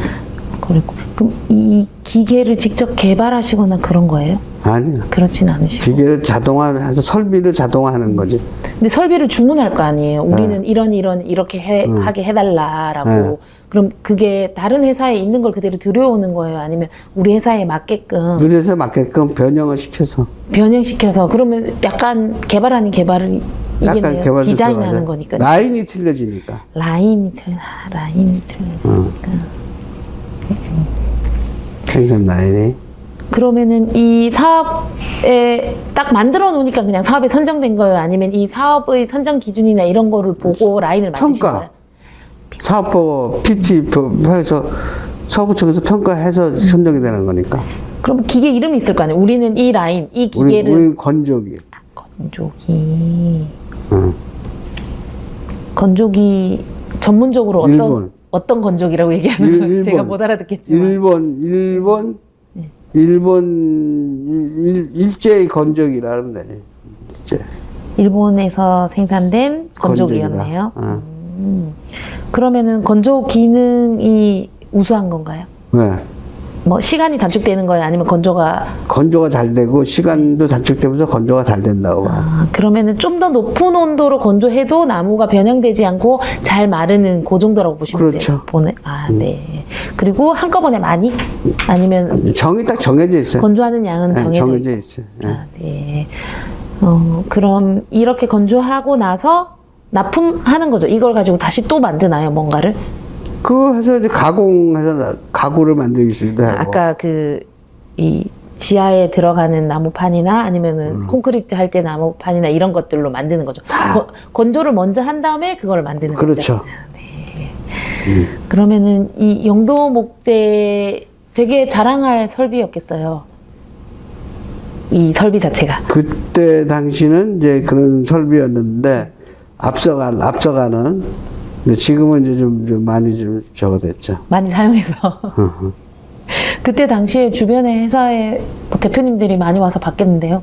그렇죠. 벤치마킹을 많이 봤겠는데요. 그러니까 그 기계가 한국에 열 대가 안 됐어요. 10대가. 그 건조기가. 네. 그 일제가. 그러면 이 영도 목재에서 아까 제가 이제 그 건설했을 때 박물관이나 뭐 이런 강공서 같은 거 짓는다고 했는데 기억나는 뭐 건축물 같은 거 있으세요? 신문에 보니까 여러 박물관이랑 건축물이 많이 나오긴 했던데. 그 서대문 형무소 박물관. 네네. 또 서대문 형무소 박물관도 있고. 갑자기 생각이 안 나네. 네, 저도 기사에서 봤는데 강원도 쪽에도 있고 저기 경상도 쪽에도 있더라고요. 그렇죠. 아주 전국적으로. 전국적으로 있죠. 네. 서대문 형무소는 못 봤는데. 서대문 형무소. 네, 알겠습니다. 그러면 영도 목재 시절이나 영도 목재에 대한 질문을 조금 마무리하면서 목재 협회 또는 목재 단지로 한번 넘어가 보겠습니다. 일단은 초대 협회 회장직을 맡으셨어요. 네. 처음에 뭔가 개척하거나 이 처음 자리를 맡는 게 쉽지는 않았을 것 같아요. 근데 초대 회장직을 맡게 된 어떤 계기나 또는 내가 꼭 해야 되겠다라고 생각하신 뭐 이유나 이런 것들이 있을까요? 그때 당시에는 아무래도 이제 젊은 층에 들어갔고, 젊고, 또 이제 우리가 제조업체 대표를 맡고 있지만, 큰 상사에서 근무했던 경력이 협회 회장 맡게 된 계기가 되지 않았나 생각을 하죠. 근데 어떤 산업이 발전되면서 그 산업에 따르는 제조업체들의 어떤 권익 보호라든가 이익 창출하는데 대변을 해야 되는데 협회가 없다 보니까 협회 필요성을 누구보다도 이제 느꼈고 해서 그걸 맡게 된 거죠. 그러면 협회를 설립하게 된 어떤 배경이라고 해도 되겠다, 그죠? 그러면은 뭐 정관에 딱 나와 있는 어떤 목적 사업 이런 것들이 있었어요? 목적 사업은 따로 특별한 영리 목적이 아니니까. 그냥 우리가 하는 이 사업에 대한 권익보호. 권익보호를 해보자 이런 네. 의도였네요. 그럼 함께 초창기 멤버들 있으셨겠다, 그죠? 지금 다 있죠. 아직도 다 계세요? 그렇죠. 해안종합목재 뭐 등. 대보세요. 어떤 분들이 드셨어요? 이번에 구슬하는 사람들이 다 네. 그런 초창기 멤버들이. 초창기 거의 멤버들이시구나. 네. 아, 네. 그럼 운영위원회 있고 네. 또 회장직 맡는 분 있고 또 이렇게 협회 구성이 좀 어떻게 돼 있었어요? 그러니까 일반 회원사하고 저기 임원 이제 회장 밑에는 네. 임원사가 있고 임원사가 운영위원회죠, 그죠? 네네. 그다음에 다 회원사죠. 그래서- 회원사 한 몇 개 정도 됐었어요? 그때 당시는 한 250개, 300개 정도 있었죠. 엄청 많았네요. 예. 지금은 몇 개? 지금은 한 120개? 이게 그 목재 산업이 축소되다 보니까 그런 거죠. 예. 이렇게 줄기 시작한 때가 언제예요? 왜냐면, 이게 뭐랄까, 주택가, 이게 어떻게 보면은 소음이 많이 나잖아. 대기, 환경. 거주지에서는 약간 기피 시설일 수 그렇지. 있겠다. 그러다 보니까 점점 못하게 됐고, 또 자동화가 안 되면 사람 힘으로 할 수 있는 게 한계가 있기 때문에 기계가 자동화로 바뀌어가는 과정에서 자연 도태가 되는 거죠. 기계화 하려면 비용 부담이 많으니까 땅이 넓어야 되니까. 토지. 조그만 데서는 자동화가 안 되잖아요. 네. 그럼 초대 회장 딱 맡았을 때 그래도 선생님이 했으면 좋겠다라고 해서 바로 된 거예요? 아니면 어떤 투표나 뭐 추대로 되셨고 얼마 동안 하신 거예요? 한 5년? 5년이 딱 한 번에 임기인 거예요? 아니, 그러면 임기가 2년인데 5년 했죠. 그럼 한 번 재임하시고 네. 절반을 더 하신 거네요? 네. 그럼 연임도 가능했던 거네요? 그렇죠. 네. 그럼 초대는 추대했고 이제 뭐 1대 2대 하셨고 뭐 3대 4대 뭐 이런 식으로 이제 그 뒤에는 어떻게 선출했나요? 다 추대로 했어요. 추대로. 왜냐면 봉사직이기 때문에 다 안 하려 그러죠, 사람들이. 그러니까 이렇게 추천 받았는데 못하겠다 이렇게 못 하시는 거네요. 그게 대부분이지. 그러니까 억지로 이제 추대한 식으로 하고 이제. 딱 취임하시고 첫 번째 이제 주력했던 사업들 어떤 거 있어요? 항운노조 상하차비 협상. 항운 노조가 따로 있고 네, 협회 차원에서 이분들과 이제 상하차비를 협상하는 거죠. 계속적으로 이제 뭐 경제가 그때는 발전했을 때니까 이 운임 노조의 임금들이 계속 올라갔을 것 같기는 해요. 뭐 어떤 세세한 부분들이 있었죠. 그러니까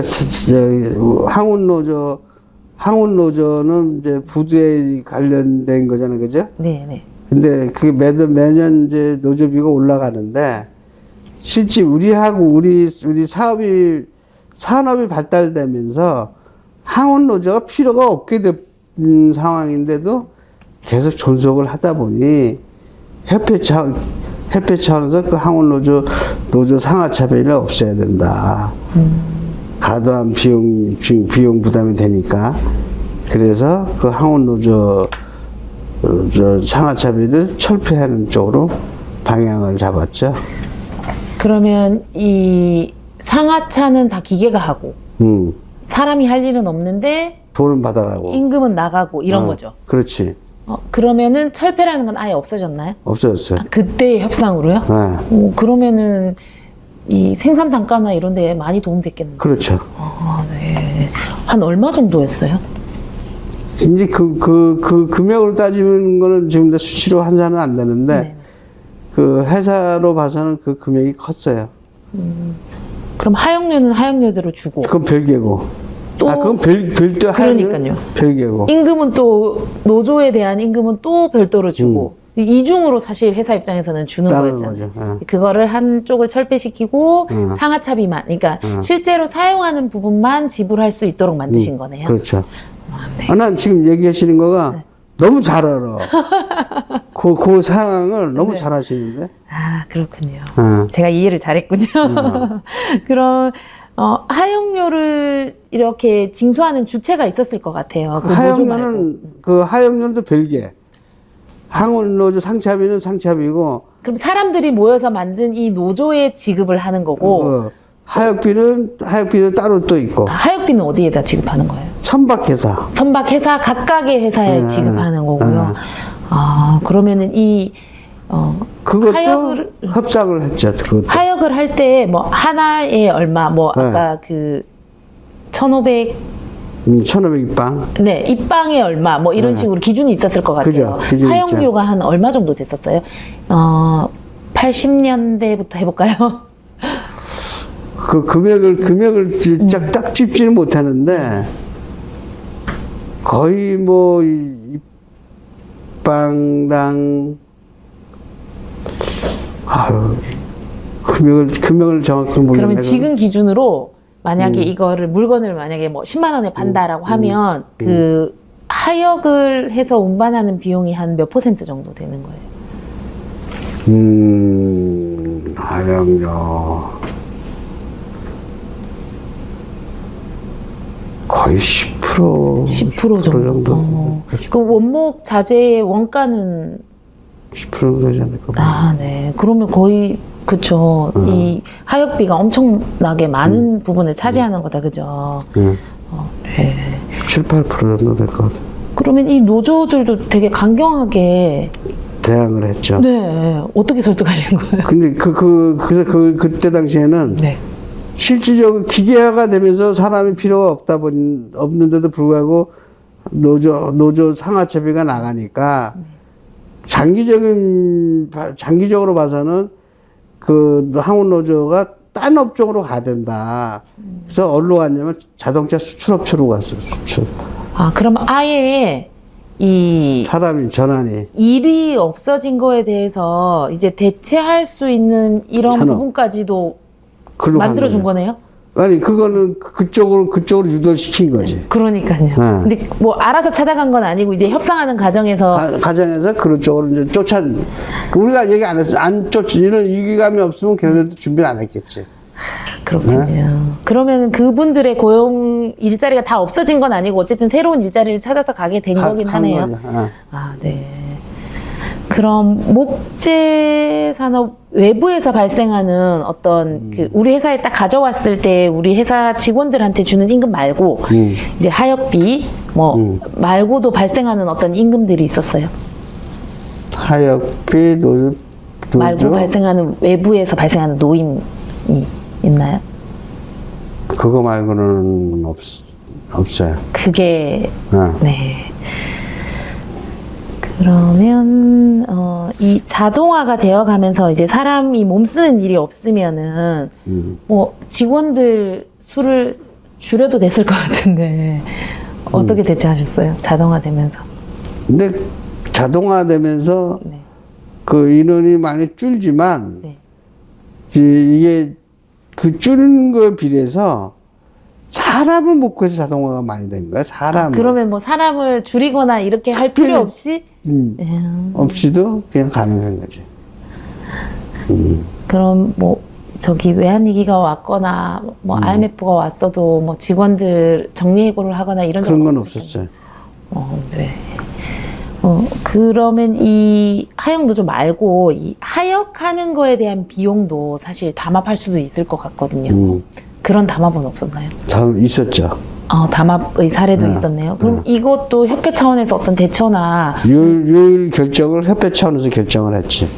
그 사업도 진행을 하신 거네요. 했죠. 아, 그러면 뭐 어떻게 진행했는지 조금 상세하게 말씀해 그러니까 주세요. 그 하역사 대표하고 우리 회원사를 대신해서 협회가 대신 협상을 했죠. 하역료 협상을. 근데 이거는 사실 협회에서 할 일이 아니라 뭐 세관이라 아니면 어떤 나라의 기관에서 해야 될 문제일 것 아니, 같은데. 협회에서 해야지. 아, 네. 지금도 마찬가지로 우리 개개인이 만약에 그 협상을 하려면은 개개인 피해를 볼 수가 있잖아. 하다못해 저기 하역사가 야 영도 목재 거는 하역하지 마라. 뭐 피해를 주시잖아. 네네. 또 어떤 특수한 뭐 부도 활용을 하지 못하게 한다든가 그런 등등이 있기 때문에 협회 차원에서 그런 거는 풀어줘야 제일 낫다고 봐야죠. 그럼 중재하는 뭐 시청이든 뭐 간세청이든 이런 중재하는 기관들은 없었어요? 없었어요. 없었어요. 조금 힘드셨겠네. 네, 힘들었죠. 네. 그러고 나서 이거 목재단지 생긴 거잖아요, 그죠? 협회가 생기고 나서 목재단지 생겼나요? 협회가 생기고 나서 목재단지 생겼죠. 그 목재단지를 구성하는 일도 협회의 엄청 큰 사업 중에 하나였어요. 그렇죠. 이 목재단지도 협회가 주도했죠. 지금 목재단지가 크게 3개가 있어요, 네. 그죠? 네. 북한 원래- 배우단지. 네네, 배우단지 여기가 있고 네. 원래 목재단지 있고. 목재단지 있고. 저쪽에 청라 쪽에 있나요?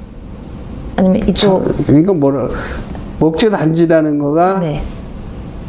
여기 북한에만 약칭 3개가 있는데 네. 우리 지금 현재 쓰고 있는 목재단지가 있고 또 저기 북한 배우단지가 하나 있고 네. 청남 목재산업단지가 있고 3개가 있어요. 그러면은 맨 처음에 생긴 게 뭐죠? 청남 목재단지. 처음이 청라였어요. 그럼 청라 있었고 두 번째가 두 번째가 북한 배우단지. 북한 배우단지고 세 번째가 북항로 목재단지예요? 네? 북항로 목재단지가 북항로. 네, 처음에 저 가자동 쪽에 있었던 그 목재단지가 맨 처음에 생긴 거예요. 그건 거기 단지라고 단지라고 볼 수는 없고 그냥 네. 성남동 목재단지, 가자동 목재단지 이렇게 해서 있던 거고 여기 북한으로 봐서는 북한 자체만 네. 약칭 3개로 구별되어 있는 거예요. 그러면 각각 뭐 특징 같은 게 있어요? 특징은 따로 없고 가자동 목재단지나 네. 성남동 목재단지가 자꾸 제약을 많이 환경적인 소음이나 이런 걸 제약을 많이 받으니까 네. 이제 그냥 목재 단지를 체계화해서 클러스터화 해야 되겠다. 그래서 이게 생긴 거예요, 여기가. 그러면 여기를 딱 부지로 지목해야 한 또는 여기가 이점이 있겠다라고 한 특별한 이유. 부두가 가까우니까. 부두가 가까워서. 그리고 여기가 어쨌든 부두 가까운 데에 어떤 매립지나 토지가 있었어야 되잖아요. 근데 여기가 처음에는 목재단지를 구성하겠다라는 용도로 생긴 건 아니었어요. 아니었지. 그렇죠. 그런 용도 변경이나 이런 과정들이 필요했을 것 같은데. 그거를 협회에서 했죠. 그러면 처음에는 무슨 용도로 지금 구성됐던 거예요? 이게 매립지인데, 네. 이게 사유지예요, 사유지. 사유지에서. 한진중업인데, 네. 시청하고 협의가 사유지를 시에서 뭐 용도를 막 이 용도 저 용도 마음대로 할 수가 없잖아요. 그렇죠. 그렇다고 목재회사가 들어오고 싶다고 해서 들어올 수 있는 업종이 아니잖아요. 그러면 자본력이 큰 회사들 위주로 반도체라든가 큰 회사가 들어올 수밖에 없잖아요. 네. 그래서 협회 차원에서 그 도시계획, 지구단위 계획을 그 일을 협회에서 했어요. 그래서 그 북한 반경 뭐 1km, 뭐 100m, 200m 이내는 목재 단지로 지구단위 계획을 지정을 해주라. 그거는 시에서 할 수 있지 않느냐. 그래서 시에서 도시계획을 목재 단지를 지정을 해버렸어요. 협회에서 요청해서 변경이 된 거네요. 그렇죠. 그 네. 컨설팅을 해갖고. 한진의 사유지를 그런 식으로 했고, 그럼 여기를 뭐 인천 항만청이나 이런 데서 또 관리를 했을 것 같은데. 항만청하고는 상관이 없어요. 상관은 없었고. 우리 지금 이거만 우리 지금 공장 이건 항만공사가 관리한 거예요. 이건 인천 항만공사 배후단지거든. 항만공사 배후단지랑 네. 또 다른 거네요. 그죠? 네. 북항 배후단지랑은 달라. 다른 거고. 네. 그럼 지금 항만공사 배후단지에도 이런 오다 보니까 엄청 많은 목재. 여기 들어오면서 약간 네. 큰 대로변에서 구분돼 있죠. 네네. 그 안이 다 항만공사 배후단지예요. 네. 여기가. 그렇군요. 그러면 이 부지는 매입을 하는 거예요? 아니면 임대를 하는 거예요? 30년 장기 임대. 장기 임대. 그럼 일단은 30년 동안은 안정적으로 사업을 할 수 있겠네요. 네. 근데 사실 목재 산업이 뭐 30년 갖고 되나요? 그죠? 그리고 또 연장을 또 하는 거죠. 그러면은 가장 규모가 크고 활성화되는 단지가 지금은 어디예요? 여기 항공사 배후단지가. 항만공사 배후단지고. 그럼 면적이 제일 큰 데는 어디예요? 면적도 합하면은 여기가 더 제일 항공사 배후단지 제일 클 거예요. 근데 처음에 제가 이 뉴스 같은 거 찾아보니까 처음에는 5만 평을 조성하겠다. 이렇게 됐는데 지금은 사실 5만 평까지는 안 돼. 아니, 따로 또 있어요. 아, 따로따로요? 그럼 축소된 거. 항공사 배후단지가 5만 평이래? 아니요, 이제 제가 그냥 본 거는 어디가 뭐 얼마인지는 잘 모르기는 한데. 아, 남측이 그렇게 있다면 북측이 또 있어요. 아, 북측이 또 늘어났어요. 오, 그러면 처음에 협회에서 계획했던 이 목재 단지의 면적보다 더 늘어난 건가요? 늘어났죠. 그러면은 주변에 이 목재 산업을 하는 기업들이 이런 것들을 보고 많이 들어오기도 했겠다. 들어왔죠. 네, 많이 나가 있던 흩어져 있던 그렇죠. 그런 다 들어왔지. 그러면 이렇게 약간 이쪽으로 목재 산업을 좀 직접 집목시키는 뭐 이런 그런 역할도 그러면 협회에서 한 거네요. 그렇죠. 그렇군요. 그러면 부지를 임대 받으신 분들도 있을 거고 이제 산 사람도 있고 산 사람도 있고 그거는 뭐 단지에 따라서 다른 거예요. 네. 근데 내가 사겠다, 임대하겠다 이런 선택권이 있는 건 아니고 단지에 따라서 여기에 이제 북항 여기 배후단지는 임대, 뭐 어디는 매매, 요렇게 되는 거군요. 근데 지금 상태로는 사실 부족해요, 아니면은 충분히 조성이 된 거예요? 지금 현재는 뭐 그냥 적당히 이제 맞춰가고 있어요. 그 처음에 세계에서 여기까지 지금 다 조성이 됐으니까는 그죠. 그러면은 이 원목이 한 지금 북항으로 많이 들어오니까 북항에서 거래되는 원목이 한 얼마 정도 되는지 알 수 있으세요? 근데 요즘은 그 양이 한 줄어갖고 지금은 나 숫자를 모르겠는데 예전 뉴스에 보니까 우리나라에서 하는 이 목재 수입하는 거에 몇 퍼센트 정도를 여기 인천에서 한 60%? 60%. 절반 이상은 60%에서 65%. 근데 크게 변동은 없을 것 같아요, 그죠? 다른데 뭐 부산이라든지 목포나 이런 데들도 다 산업들이 발달돼서 사실 목재 산업들이 뭐 줄어들었으면 줄어들었지 늘어나진 않았을 것 같거든요. 그럼 거의 우리나라의 절반 이상을 지금 여기 인천 서구에서 책임지고 있는 거네요. 그렇죠. 네. 그럼 지금은 부족하지는 않고 목재단지가 잘 지금은 안정적으로 이제 구성되어 있다라고 판단하면 되겠네요. 그렇죠. 그럼 사업하고 싶은 분들이 만약에 들어오겠다라고 하면은 좀 넉넉한 부지들이 좀 아직도 남아 있나요? 없어요. 지금은 없고요. 그러면 이쪽으로 만약에 사업들이 더 몰리게 된다고 하면 협회 차원에서 더 구성을 해야 되거나 이런 것들도 있겠네요. 수요에 따라서. 근데 부지가 없어요. 부지가 아예. 네. 그럼 지금은 이제 더 늘릴 계획도 늘릴 수 있는 계획이 없어요. 계획도 없군요. 그러면은 이 목재 산업 단지를 구성할 때 협회에서 뭐 시청도 가셔야 되겠고 뭐 여러 가지 구청도 가고 막 했을 텐데 그랬을 때 좀 어려웠던 점이나 힘들었던 뭐 이야기 이런 것들 기억나시는 거 있으면 말씀해 주세요. 그 목재 단지를 우리 회원사를 일일이 이렇게 합해서 회원사를 규합을 해서 목재 단지를 조성을 협회에서 만들었죠. 그게 청라 산업단지예요. 청라 목재 산업단지. 이걸 만드는데 뭐 어려운 같은 게 근데 왜냐면 그거를 그 부지를 일종의 한 개인이 갖고 있던 부지 인강동원해서 갖고 있던 땅인데 그게 성업공사로 넘어갔어요. 네네.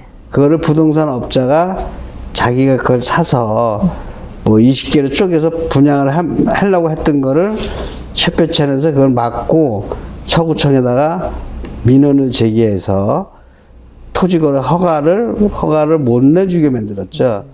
그래서 우리가 그거를 인수하는 걸로 협회에서 그럼 좋다 협회에서 회원사를 모집을 해서 그 땅을 인수해 버렸어요. 그러면은 그때 만약에 목재단지 구성이 안 됐으면 뭐 땅을 쪼개서 그냥 일반 부동산 업자가 팔아서 뭐 물리단지가 됐을 수도 있고 그렇죠. 각각의 다른 그렇지. 용도로 쓰였을 수 있겠네요. 오케이 그렇게 됐지. 네. 그럼 회원사들이 좀 많이 모였었나요? 많이 모였죠. 네. 그 당시 근무지 땅이 부족할 때니까. 그리고 또 같이 모여 있으면 사업하기가 훨씬 더 좀 수월할 수도 있고 뭐 노하우 같은 것도 같이 나눌 수 있고 하니까 그러면은 이 조성하는데 업계 여론은 아주 좋았겠는데요? 좋았죠.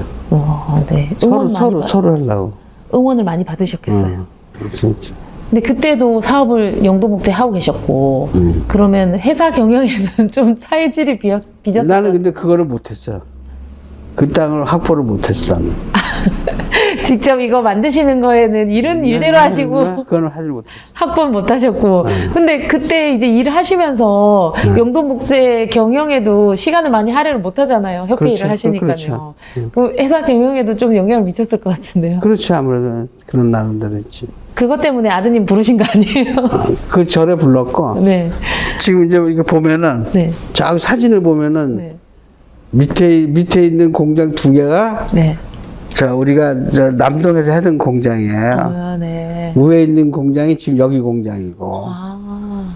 그래서 위에서 찍으면 딱 저런 모습이군요. 네. 그래서 남동에서 저렇게 공장을 저 밑에 있는 공장 두 개 하다가 일로 이사 온 거거든. 네. 그러면 거기 청남 목재 산업단지에 들어가셨어야 되는데. 거기 들어갔었는데 값이 제일 싼 가격이었는데. 이거는 임대고 그거는 매매니까. 어쩜 좋아요. 그러셨군요. 그러면은 북한 목재 산업단지 조성할 때 진짜 초대 회장이시니까 진짜 헌신적으로 업무를 많이 하셨을 것 같은데 완전 진짜 봉사였네요. 혜택을 그렇죠. 못 받았으니까. 네. 그러면 입주 준비가 있었고 그 입주하는 회사 거기는 다 매매였을 거 아니에요, 그죠? 산 회사들한테 저렴한 가격에 토지를 매입하는 거 말고 어떤 혜택 같은 게 있었어요? 목재 단지 안에만 뭐 세금을 조금 인하해 준다든지 그런 건 없었어요. 그런 건 아예 없고 여기도 지금 그런 건 그 없는 거예요? 목재 회사가 들어올 수 있는 기회를 준 거지. 기회를 제공하고 여기는 임대 그쪽은 매매할 수 있는 그런 권리를 준 거네요. 그러면은 뭐 단지마다 조금씩 다 다르긴 하겠다, 그죠? 매매이냐 임대이냐에 따라서 그죠? 그럼 선생님은 언제 이 북한으로 오신 거예요? 여기는 2014년도. 저 그림으로 온 이제 14년도. 2014년도. 아, 그때 그 500평 임대에서 이제 모아놨던 돈으로 지은 거죠? 그때가 아니 2014년. 맨 처음 시작은 500평에서 임대를 시작했는데 네. IMF 때 나가 남동에서 공장을 샀지. 아, 그러셨구나. 그때 IMF 때 이익도 많이 받지만 IMF 때 저 남동에서 공장을 샀어요. 그러면은 남동에 공장을 사서 그대로 계셔도 되긴 한데 이쪽으로 이주한 특별한 이유? 물류비용. 물류 비용. 아, 네. 그러면은 2014년이면 한 몇 년 있으셨던 거예요, 거기에? 거기에? 한 94년이니까. 그쵸, 20년 있으신 거네요. 10년 있으신 거네. 그쵸, 94년. 20년. 20년. 아, 네. 2004년, 20년. 그럼 20년 있으시다가 이쪽으로 오면은 물류 비용도 절약하고 또 생산 캐파 커지고. 또 30년 임대라는 그런 보장되는 부분들이 있으시니까 이주하셨네요. 사실 근데 회사의 터전을 딱 바꾸는 게 쉬운 일은 아니잖아요. 물론 이제 뭐 같은 시 아니긴 하지만 직원들 출퇴근 문제도 있고 그래야 하는데 큰 결심으로 아마 이주를 하셨을 것 같아요. 먼저 입주해 있던 기업들이 도움을 주는가요? 아니면 좀 약간 텃세를 부리는가요? 아니요. 뭐 그런 건 없어요. 도움 많이 받았지. 네, 서로 협회 회장을 하고 있었으니까. 봉사한 보람은 있네요. 이걸 전체적인 주도적인 역할을 했으니까. 네.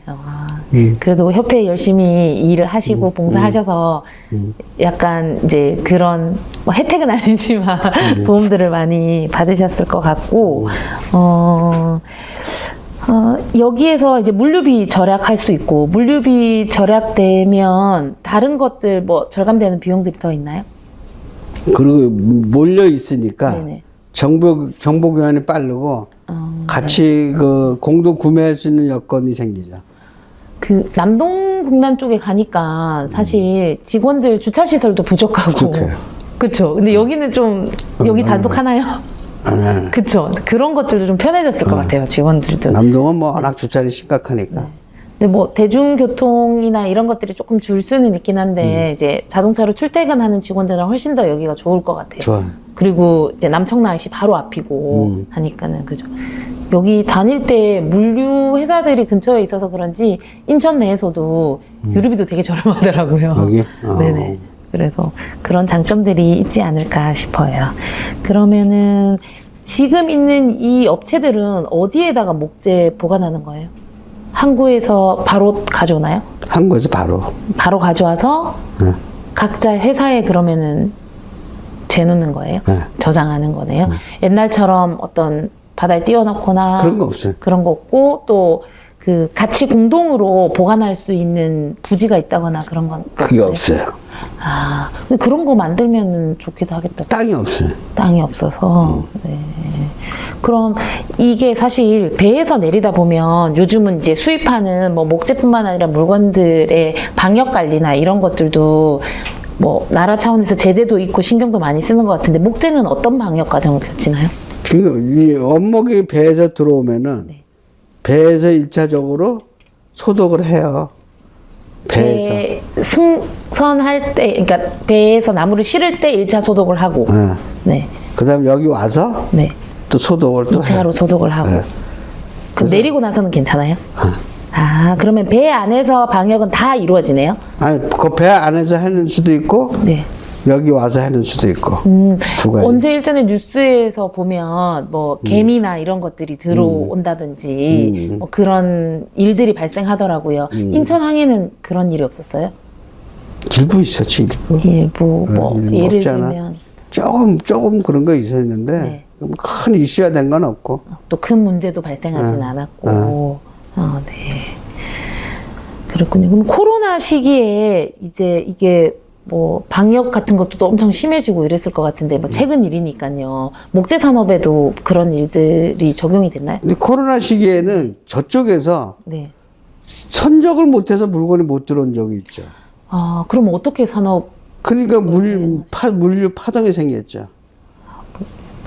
파동이. 그럼 아예 공장 올스탑 되는 거예요? 그렇죠. 물건 못 들어오니까. 그런 회사들이 많았나요? 그런 애들이 많았죠. 근데 그거는 뭐 협회 차원에서 어떻게 손쓸 손쓸 방법이 없지. 없었겠네요. 그럼 북한 어쨌든 이 안에서 같이 사업하고 하니까 정보 교류도 잘 되고 물류비도 절감하고 이럴 수 있긴 한데, 일단은 뭐 원자재가 안 들어오는 것에 대해서는 어떻게 손쓸 방법은 없었겠다, 그죠? 네. 그러면은 이 처리하는 그 물류량이 제가 보니까 뭐 47만 TEU? 네. 컨테이너. 네네. 아, 그 컨테이너 박스가 47만 정도가 들어온다는 거예요? 그 컨테이너 숫자인데? 아, 이게 20개 컨테이너 숫자라고 하면 47만 7천 TEU라고 하면 엄청난 물량이. 근데 그거를, 제가 이 지금 기준으로 북한에서 얼마나 이 물류가 목재가 들어오는지를 알고 싶어서 이제 검색을 해봤더니 이렇게 나오더라고요. 이게 이제 20개 컨테이너를 줄인 약자인 것 같던데, 그러면은 47만 7천 TEU가 들어온다는 거는 엄청난 물량인데 상상이 안 되더라고요. 나도 상상이 안 되는데. 그만큼 많이 들어오는 게 맞나요?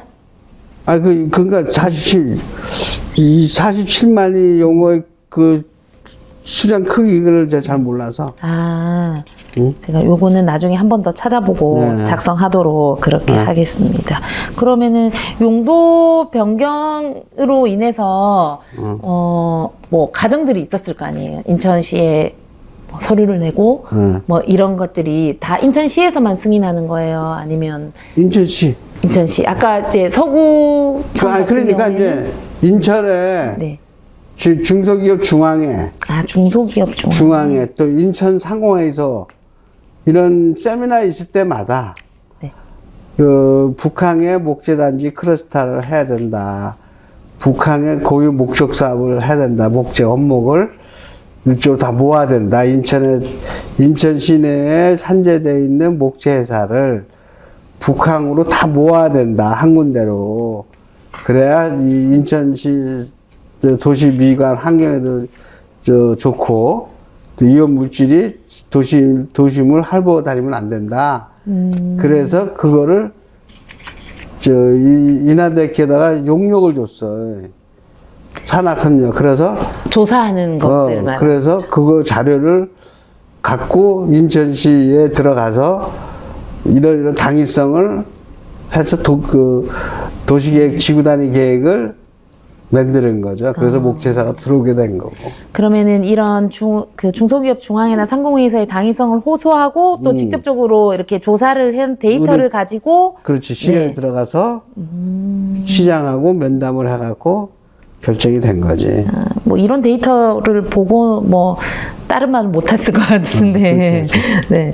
그러면은 이 회원사들이 지금은 사실 혜택은 없다고 하셨고, 그쵸? 그럼 협회 차원에서 지금 이제 이게 다 만들어진 상황에서 지금 활발하게 하고 있는 사업이나 앞으로 해야 될 사업 뭐 이런 것들이 있나요?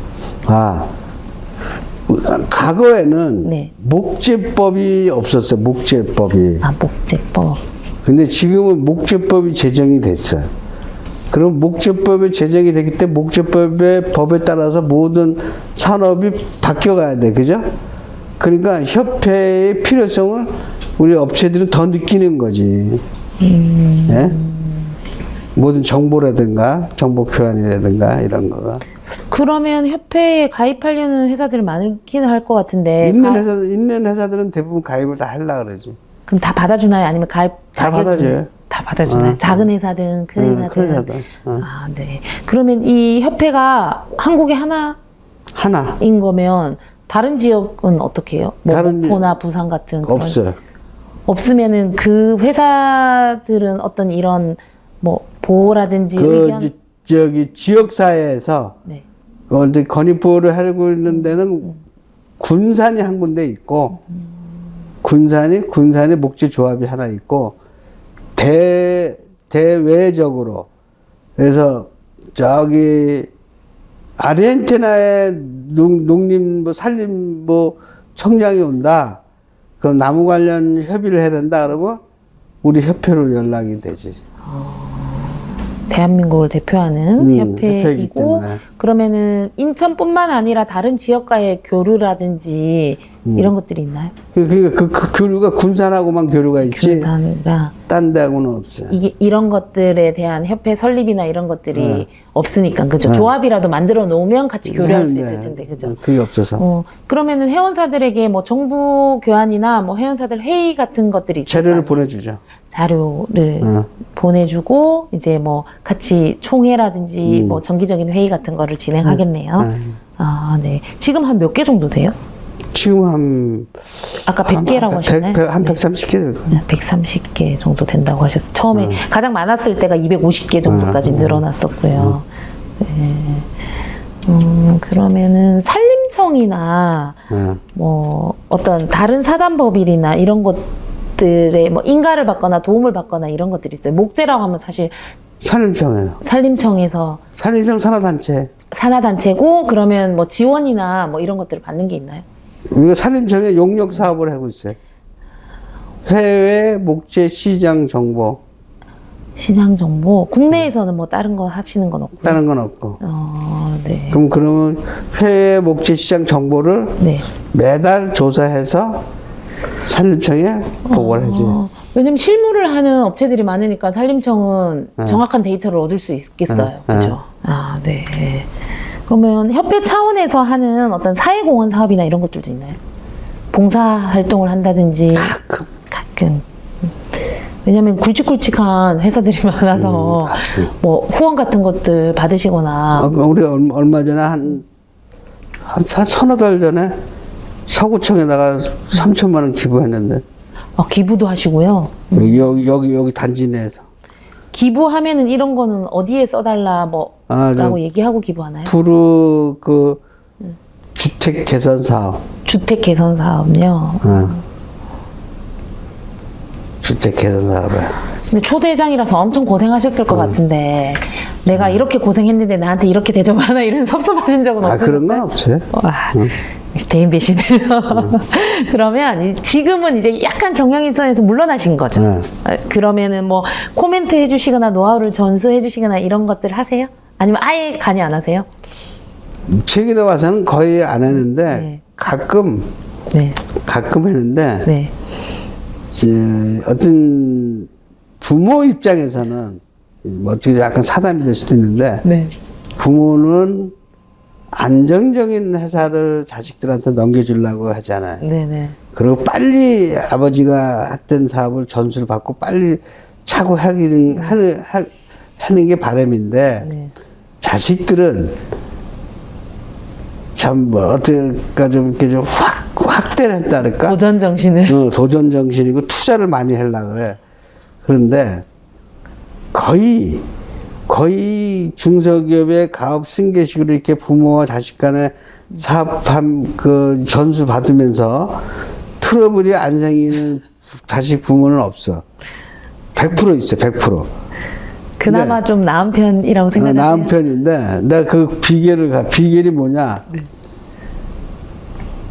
근데 부모들은 자수성가한 거나 마찬가지잖아요.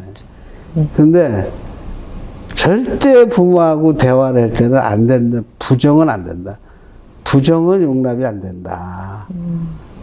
부모가 아니면 자식이? 자식이 부모가 얘기하는 것에 대해서 항상 긍정적인 마인드로 생각을 하고 부모가 얘기할 때는 예, 알겠습니다. 그렇게 하겠습니다. 이런 어떤 거지. 그거는 이게 아니고 저게 아니고 이렇게 토를 달면은 100이면 100전 지그덩 아들은. 근데도 자기 소신껏 주관대로 안다고 얘기를 할 수도 있어. 그러나 그거는 대화의 방법이 아니다. 긍정적으로 생각하고 차라리 한 10분이고 20분 있다가 와서 아버님 그거는 제 생각은 이런데 이거는 이렇습니다. 이렇게 얘기하면 아버님이 다시 생각할 수 있는 기회가 있지만 앞에서 바로 대들고 얘기하는 거는 어느 부모가 용납이 안 되거든. 이거는 경영 철학뿐만 아니라 가정교육부터 쭉 이어오는. 그래서 주변에서 그런 걸 많이 봐. 그래서 우리 아들하고는 난 그렇게 얘기해서 난 철저하게 그런 교육을 시켰어. 왜냐면은 나도 내 생각이 틀릴 수도 있지만 제가 아빠 나 안 할래요. 나 직장 살래요. 나가면 그럼 나는 또 어떻게 돼? 그러면 맞아요. 그래서 그때 그만둘라 할 때 어머님 말씀 들으셨잖아요. 골치가 아프거든. 그런 게 있어서 약간 어떤 생활 철학에 지금 있을 때 모든 걸 다 그냥 이임시켜 놓는 게 내가 참 실수하더라도 커버할 수 있지 뭐. 실수하더라도. 그렇군요. 그래도 일단은 믿고 맡겨주시고 또 기본적으로 가정교육부터 시작해서 잘 키워오신 그런 부분들이 있고 또 뭐 선생님께서 또 해오시던 어머님께 해오시던 그런 걸 아마 보고 자랐을 거예요. 네, 그래서 아마 잘 하실 거라고 생각이 되고 또 회사의 모습을 보니까 또 그럴 거라고 제가 믿어 의심치 않습니다. 그러면 지금 목재협회 일도 하시기는 하시잖아요. 그죠? 회장 임원 하시고 그러면 새롭게 계획하는 게 뭐 목재법 말고 이런 미래의 사업으로 계획하시는 게 있나요? 따로 특별히 생각한 건 없고요.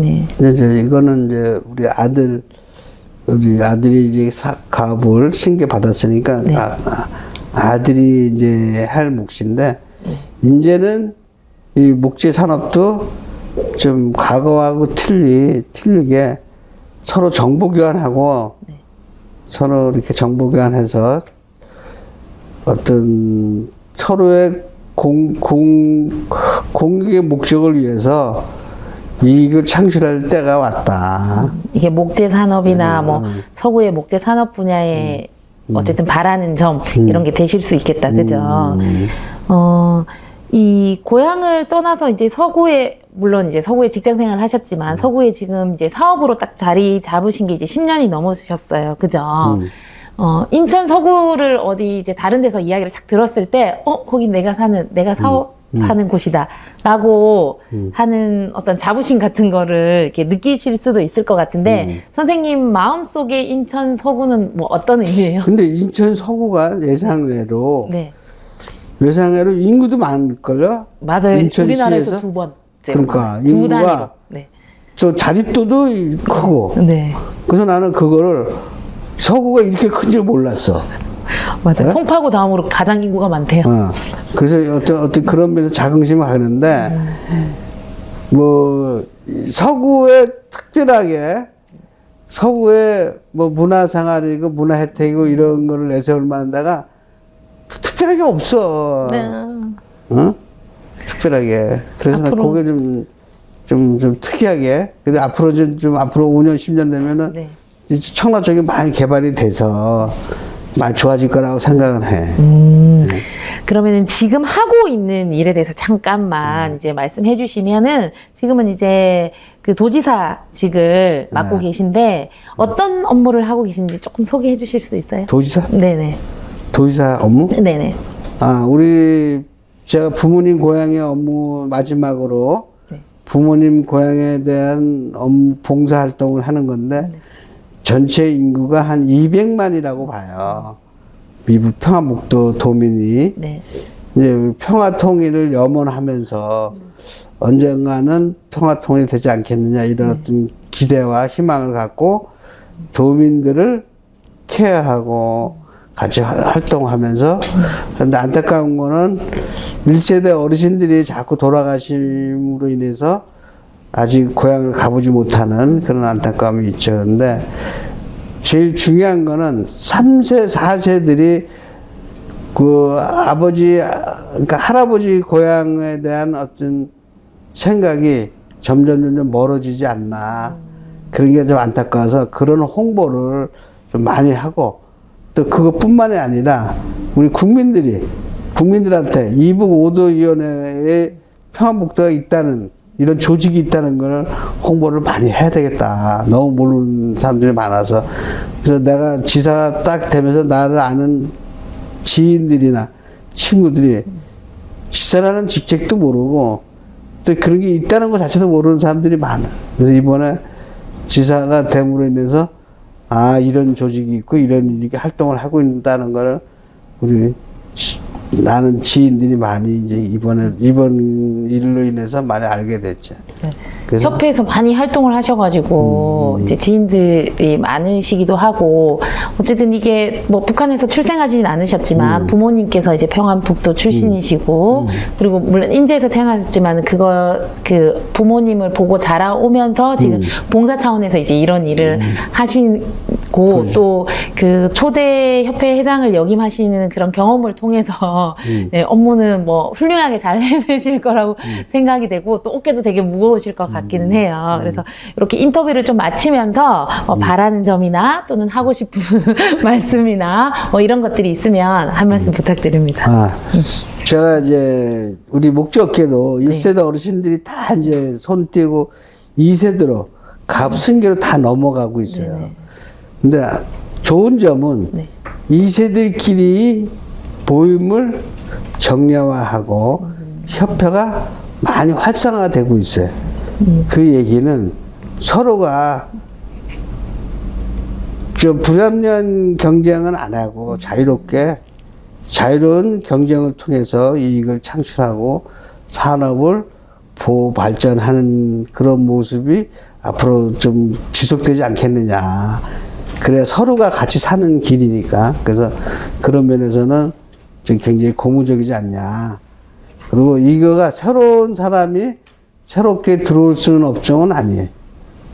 목산업이 안 해본 사람이 이게 무슨 이익이 많이 창출이 돼서 이 사업을 하기 위해서 새롭게 자금을 투자해서 들어오겠다? 그럴 수는 아니고, 그럴 수 있는 산업은 아니고, 기존에 아버님이 하던 사업이니까 대물림으로 승계해서 하지만, 어떤 면에서는 점점 가면 갈수록, 뭐 업체 수는 줄어들시라도 서로 단합되고, 단합되고 산업의 어떤 발전을 링크 역할을 하는 거는 그 남대로 뭐 괜찮지 않겠나 이렇게 봐요. 네, 저도 이번 인터뷰를 통해서 이 목재 산업의 상생의 길이 점점점 확장될 거라고 생각이 듭니다. 네, 그럼 양종강 선생님의 2차 면담을 마치도록 하겠습니다. 감사합니다, 선생님. 네, 수고하셨어요. 고맙습니다.